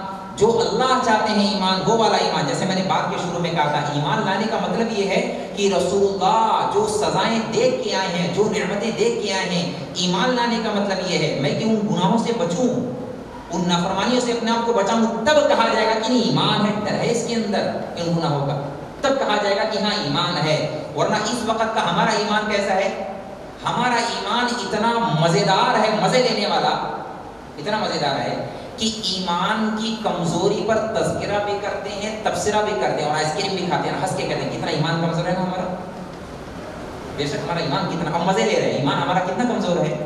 جماعت میں جانے کے بعد اگر کسی نے دلیل سے یہ بات ثابت کر دیا, صحابہ کے واقعات اور اپنے گناہ دونوں کو جمع کر کے, بیلنس کر کے, کہ ہمارا ایمان کتنا زیادہ کمزور ہے, تو خوش ہو جاتے ہیں, واقعی یار ہمارا ایمان بہت کمزور ہے. ارے بھائی اس سے بھی کچھ نہیں ہونے والا, وہ ثابت ہو چکا ہے ہمارا ایمان کمزور ہے. نوبت یہاں تک آ گئی ہے جس گاڑی میں بیٹھے ہوئے ہیں, 4 ویلر میں, گاڑی کا بریک فیل ہے, گاڑی کا بریک فیل ہو چکا ہے. اماں بیٹھی ہیں, ابا بیٹھے ہیں, بیوی بیٹھی ہے, خود بیٹھے ہیں, بچے بیٹھے ہیں, ہنستے ہوئے جا رہے ہیں اور کہہ رہے گاڑی کا بریک فیل ہے. کتنا مزہ آ رہا ہے, مزے لے, گاڑی کا بریک فیل ہے, گاڑی کا بریک فیل ہے. یہ ہنسنے کی بات نہیں, رونے کی بات ہے. ایمان کمزور ہونے کا مطلب مر جانے والی بات ہے. ارے ایمان اگر اسی حالت میں مر گیا, اتنی ساری نمازیں میرے اوپر قضا ہیں, اتنے سارے روزے قضا ہیں, اتنی زکات دینا باقی ہے, اتنا حرام کیا ہوا ہے, اتنے گناہ کیے ہوئے ہیں, اگر توبہ نہیں کی, توبہ کا مطلب وہ نمازیں قضا کروں گا, توبہ کا مطلب یہ ہوتا ہے وہ روزے قضا کروں گا, وہ زکات قضا کروں گا, جن کا دینا ہے وہ دوں گا, اور کسی کا دل توڑا ہے تو معافی مانگوں گا, وہ سارے کام کروں گا تو سچی توبہ ہے. ورنہ تو دل کے بہلانے کے لیے خالی اتنا ہے کہ شب برات میں رو لیں گے, شب معراج میں رو لیں گے, حج عمرہ کر کے رو لیں گے, اور اللہ کی رحمت اور امید پالیں گے. یہ والا اللہ کے یہاں نہیں چلتا. اللہ چاہتے ہیں یہ سارا پورا کھانا فل کر کے آؤ, کھانا بھر کے آؤ, نماز قضا کر کے آؤ, روزے قضا کر کے آؤ, زکات ادا کر کے آؤ, حق حقوق ادا کر کے آؤ, اللہ کے سامنے پھر روتے ہوئے آ جاؤ. پھر اللہ کی رحمت بہت بڑی ہے, اللہ ان آنسوؤں کی قدر کریں گے, اللہ اس فکر کی قدر کریں گے, اللہ پھر رحمت سے اپنے پار لگائیں گے. تو میں امید کرتا ہوں انشاءاللہ آپ لوگوں کو بات اور ہم سب کو بات سمجھ میں آ گئی ہوگی. اللہ تعالی ہم سب کو صحیح معنوں میں سمجھنے کی توفیق عطا فرمائے. اور معراج کے لیے اللہ کے نبی کی ساری زندگی معجزہ ہے, قرآن معجزہ ہے, نبی کی زندگی معجزہ ہے. اللہ ہر بات پر کامل یقین نصیب فرمائے, اور اللہ ہمیں کہنے سننے سے عمل کی توفیق عطا فرمائے. اچھا نماز کا فدیہ بتا دوں. ایک مسئلہ میرا بیان کرنے کو جی کرتا ہے, پھر میں بتا دیتا ہوں. ایک مسئلہ میں علل اعلان بتا دیتا ہوں. ابھی میرے ایک دوست ہیں, ان کے چچا سسر کا انتقال ہو گیا ہے. دیکھو مرنا تو یقینی بات ہے, خواتین بھی سن لیں, مرد حضرات سن لیں. بہت ہی زیادہ کڑوی بات, اپنا سمجھ کے کہہ رہا ہوں, ناراض نہیں ہونا, بڑی مشکل بات ہے, لیکن بہت دل سے کہہ رہا ہوں. جب نازک مرحلہ آ جائے نا, نازک مرحلہ, اور جب اشاروں میں بات ہونے لگے, جب بسکٹ گھول کر کے چمچ سے پلایا جانے لگے, یہ وقت کو آنے والا ہے بڑی کڑوی بات. یہ پہلوان کے ساتھ یہ بتائیں, جب پارلے بسکٹ پانی میں بھگایا جانے لگے تو اس کو سمجھ جانا چاہیے بات کہ معاملہ نازک آ گیا ہے. اب زیادہ امیدیں نہ لگائے, فوراً اپنے بچوں کو بلائے اور وہ وصیت کرے. مسئلے کی بات بتا رہا ہوں کہ بچوں, میرے اعتبار سے میرے ہوش میں جتنا میں نے نمازیں پڑھی ہیں, اگر مجھ سے کوئی نمازیں چھوٹ گئی, میرا اندازہ یہ کہتا ہے 1 سال 2 سال 3 سال 5 سال 10 سال, یہ وصیت کرے کہ میری چھوٹی ہوئی نمازوں کی جو قضا وہ میں نہیں کر سکا تو اس کا فدیہ دے دینا میرے مال میں سے. یہ وصیت کرے پہلے, بعد میں فدیہ دینے کا مسئلہ میں بتاتا ہوں. یہ وصیت کرنا واجب ہے, یہ ضروری ہے. جس دن پہلا بسکٹ کھایا پارلے کا, اس دن وصیت کر لینا. ویسے میں کہتا ہوں ہوش و حواس میں پہلے تو آپ نماز پڑھیں, عین تک نماز پڑھتے رہیں, قضا کر بستر پہ قضا کریں, پھر یہ وصیت کر جائیں. اور جب انتقال ہو جائے تو وارثوں کے ذمے ہے, پہلے جو میراث تقسیم ہوگی, اللہ نے اگر دیا ہے تو ابا کی وصیت پر ان کے فدیے کا جو ریٹ بنتا ہے, 1 نماز کا فدیہ یا 1 روزے کا فدیہ, جو فرض کا فدیہ ہے, جو ہم صدقۃ الفطر نکالتے ہیں, فطرہ کسے کہتے ہیں, فطرہ ایک نارمل اوسطاً جو فطرہ ہمارے یہاں 50 60 70 جو بھی روپیہ نکالا جاتا ہے, تو کتنا مان لیں, اگر 60 70 روپیہ مان لیں تو 5 نمازوں کا اور ایک وطر کی نماز کا ٹوٹل ملا کے 400 500 کا ایک فدیہ, ایک نماز کا 70 80 روپیہ مان لیں, فرض نماز کا, فرض روزے کا, یہ فدیہ اتنا مان کے اپنے لیے. اچھا اپنی زندگی میں نماز کا فدیہ نہیں, ہاں البتہ روزے کا فدیہ اپنی زندگی میں دیا جا سکتا. بھی اینڈ حالات میں جب روزہ رکھنے کی گنجائش, اب ایسے حالات نہیں بن سکتے تو زندگی میں تو روزے کا فدیہ دیا جا سکتا ہے, نماز کا فدیہ اپنی زندگی میں نہیں دیا جا سکتا, وصیت کی جا سکتی ہے. تو ایک فدیہ اپنے مرحومین کی طرف سے کر دیا کریں, اپنے ابا کی طرف سے, اپنی امی کی طرف سے, اور اپنے لیے جتنا زیادہ ہو سکے قضا کریں. اور انتقال کی بات, اگر جب یہ حالات آ جائے تو بچوں, یہ بہت بھاری بات کہنے جا رہا ہوں, بچوں سے کہ بچوں مجھے اسپتال لے کے نہیں جانا, یہ مشورہ دے رہا ہوں، مسئلہ نہیں بتا رہا ہوں، ہسپتال لے کے نہیں جانا۔ وہ اخیر وقت ہوتا ہے، بالکل اخیر وقت ہوتا ہے، اب کلمہ تلقین کرنے کا موقع ہے، کلمے پر موت آ جائے کامیاب ہو جائیں گے۔ شیطان کا پورا زور ہوتا ہے، اس وقت شیطان خود آتا ہے۔ یہ جو ہم گناہ کر رہے ہوتے ہیں نا، اس وقت شیطان نہیں ہوتا، اس کے چیلے ہوتے ہیں، وہ گناہ کروا جاتے ہیں۔ جب شیطان خود آئے گا موت کے وقت میں، جاگنے کے عالم میں، تو ایمان بچانا بڑا مشکل ہوگا۔ تو اس وقت میں یہ وصیت پہلے ہی کر جائیں، میرے بچوں مجھے ہسپتال لے کے نہیں جانا، دیکھو موت تو وہاں بھی آنی ہے، موت یہاں بھی آنی ہے۔ ہسپتال میں وینٹیلیٹر پر بغیر کسی کلمے کے ایسے ہی چلے جانا۔ اچھا ایک اور مسئلہ بتا دو، کلمے کی موت کا مطلب وہ نہیں جو فلموں میں دکھایا جاتا ہے۔ کلمے کی موت کا وہ تصور ہے نا، وہ پڑھتے پڑھتے لا الہ الا اللہ محمد اور گردن لڑک گئی، وہ والا مفہوم نہیں ہے کلمے کا۔ آخر بول کلمے کا مطلب یہ ہے کہ لوگوں نے سنا ہو کہ یہ کلمے کی موت مرا ہے، اس نے کلمہ پڑھا ہوا ہے نا، یہ مسلمان تھا، یہ بھی مفہوم میں داخل ہے اور وہ بھی داخل ہے۔ ہمارے یہاں اسی کو سمجھاتے نہیں، آخر وقت میں کب لاسٹ بول وہ بولے لا الہ الا اللہ محمد رسول اللہ اور گردن لڑک گئی، وہ تو خالی فلموں میں ممکن ہے، وہ خالی فلموں میں ہو سکتا ہے۔ تو ایک مفہوم یہ بھی اور ایک مفہوم یہ بھی ہے کہ گھر کے اندر وہ گھر والوں سے گزارش ہے جو ہے کلمہ تلقین کیا کریں۔ انتقال ہو جانے کے بعد آخر مسئلہ بتا دیتا ہوں، بہت اعلیٰ درجے کی بات ہے، غسل خود دیا کریں، اپنی اولاد غسل دے۔ اور آگے کی بات بتاؤں، بہت بڑے درجے کی بات ہے، جنازہ اولاد خود پڑھائے۔ اور اعلیٰ درجے کی بات بتاؤں، قبر کے اندر اولاد خود اترے۔ اور اعلیٰ درجے کی بات بتا دوں، پھر اپنی بات ختم کروں۔ تدفین ہو جانے کے بعد مسئلے کے اعتبار سے حدیث میں آتا ہے، آثار میں آتا ہے، جب میت دفن کر دی جائے، قبر کے پاس کھڑے ہو کر اتنی دیر، اچھا ایک سرہانے کھڑے ہو کر سورہ بقرہ کا اول اور پیر کے بغیر سورہ بقرہ کا آخر یہ پڑھنا مسنون ہے، حدیث سے ثابت ہے، اتنا کر لینا چاہیے۔ کچھ نہیں آتا 3 دفعہ قل اللہ پڑھ کے ایصال ثواب کر دینا چاہیے، اور آخر عمل بتا کے دعا کر دو۔ اتنی دیر کھڑے رہنا، گھر والوں کو، اہل خانہ کو، رشتہ داروں کو، جتنی دیر میں اونٹ ذبح کر کے چمڑا اتار کر گوشت اس کا غریبوں میں بانٹا جائے، اونٹ کا گوشت غریبوں میں بانٹا جائے، اتنا دیر کھڑے رہنا چاہیے گھر والوں کو، تاکہ اس وقت میں جب سوال جواب ہو تو میت کے لیے آسانی ہو، انسیت ہو، اسے انسیت ہو، گھبراہٹ نہ ہو۔ تنہائی میں وحشت ہوتی ہے، گھبراہٹ ہوتی ہے، تو اتنا کام کر لیں۔ اللہ رب العزت عمل کی توفیق عطا فرمائے۔ اور کوئی بات کی طرف متوجہ ہو جائیں، وہ والی توبہ کریں کہ جو گناہ پیچھے ہو سکیں اس سے معافی، اور آئندہ انشاءاللہ نہیں کریں گے۔ اللہم لک الحمد کلہ ولک الشکر کلہ ولک المجد کلہ ولک الثناء کلہ والیک یرجع الامر کلہ۔ اللہم لا نحصی ثناء علیک انت کما اثنیت علی نفسک۔ ربنا آتنا فی الدنیا حسنہ وفی الآخرۃ حسنہ وقنا عذاب النار۔ اللهم ارحمنا يا ارحم الراحمين، اللهم اهدنا واهد بنا واهد الناس جميعا واجعلنا سببا لمن اهتدى۔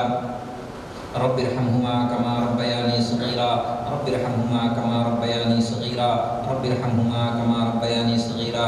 اے کریم اللہ، ہم سب کے گناہوں کو معاف فرما، اے اللہ ہماری خطاؤں سے درگزر فرما، اے رحیم اللہ ہم بہت گنہگار ہیں، اللہ تو بہت بڑا مالک ہے، تو بہت بڑا رب ہے، خالق ہے، تو سب سے بڑا مالک ہے، تو ہی مالک ہے، تو ہی خالق ہے، تو ہی دانی ہے، تو ہی داتا ہے۔ اے کریم اللہ ہم بڑے گنہگار ہیں، بہت بڑے نافرمان ہیں، اے کریم اللہ تیری رحمت کی امید لے کر آج بیٹھے ہوئے ہیں، اے کریم اللہ اپنا خاص رحم متوجہ فرما، ہمارے سارے گناہ معاف فرما، ہمارے صغیرہ گناہ بھی معاف فرما، کبیرہ گناہ بھی معاف فرما، جو جانے انجانے میں ہو گئے سارے ہی گناہ معاف فرما، تنہائی کے گناہ بھی معاف فرما، مجمع کے گناہ بھی معاف فرما۔ اے کریم اللہ لوگ ہمیں نیک سمجھتے ہیں، دعاؤں کے لیے کہتے ہیں، اے کریم اللہ تو جانتا ہے یا تو ہم جانتے ہیں، بہت ساری باتیں پردے کے اندر ہیں، اے کریم اللہ جیسے تو نے پس پردہ عزتیں ادا فرمائی ہیں، پردے کے پیچھے ہی سارے گناہ معاف فرما۔ اے کریم اللہ اپنی خاص رحمت سے گناہ معاف فرما، اپنی خاص کرم سے گناہ معاف فرما، اپنی خاص رحمت سے گناہ معاف فرما، اپنے خاص فضل سے گناہ معاف فرما۔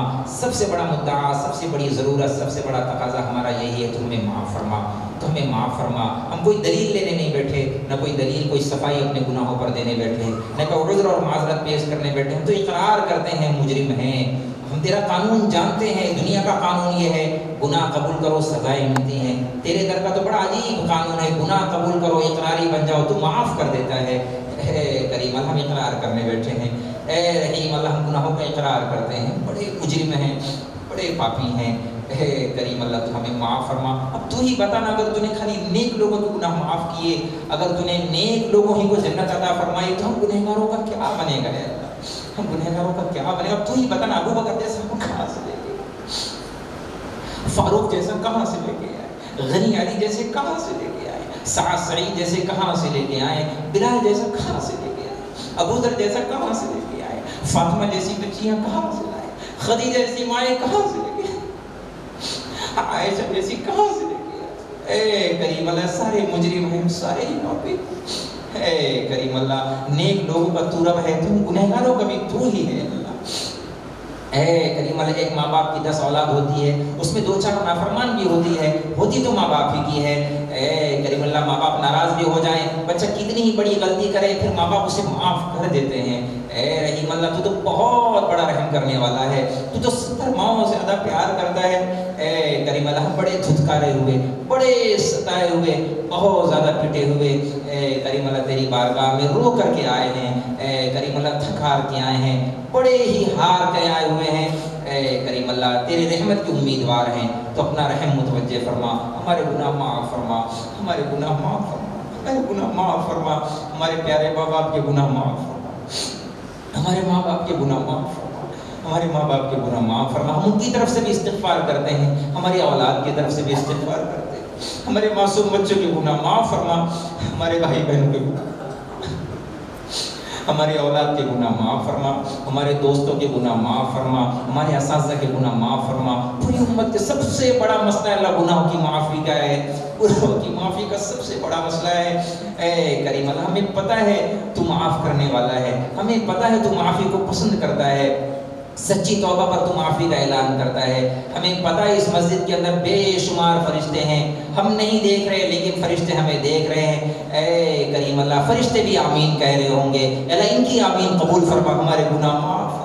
کوئی نیک ہوتا تو ہم اس کو ضرور تیرے سامنے رکھتے، ہم سارے ہی مجرم ہیں، سارے ہی مجرم ہیں. اے کریم اللہ تو ہی بتانا نیک ہم کہاں سے لے کے آئیں، کہاں سے لے کے آئیں. کسی ایک کا آنسو تجھے پسند آیا تو سب کے معاف فرما دے، کسی ایک کا رونا تجھے اچھا لگا اور سب کے گناہ معاف فرما دے. بہن بہنیں بھی بیٹھی ہوئی ہیں، مائیں بھی بیٹھی ہوئی ہیں، معصوم بچیاں بھی بیٹھی ہوئی ہیں. اللہ بہت سارے لوگوں نے ہاتھ اٹھائے ہوئے ہیں.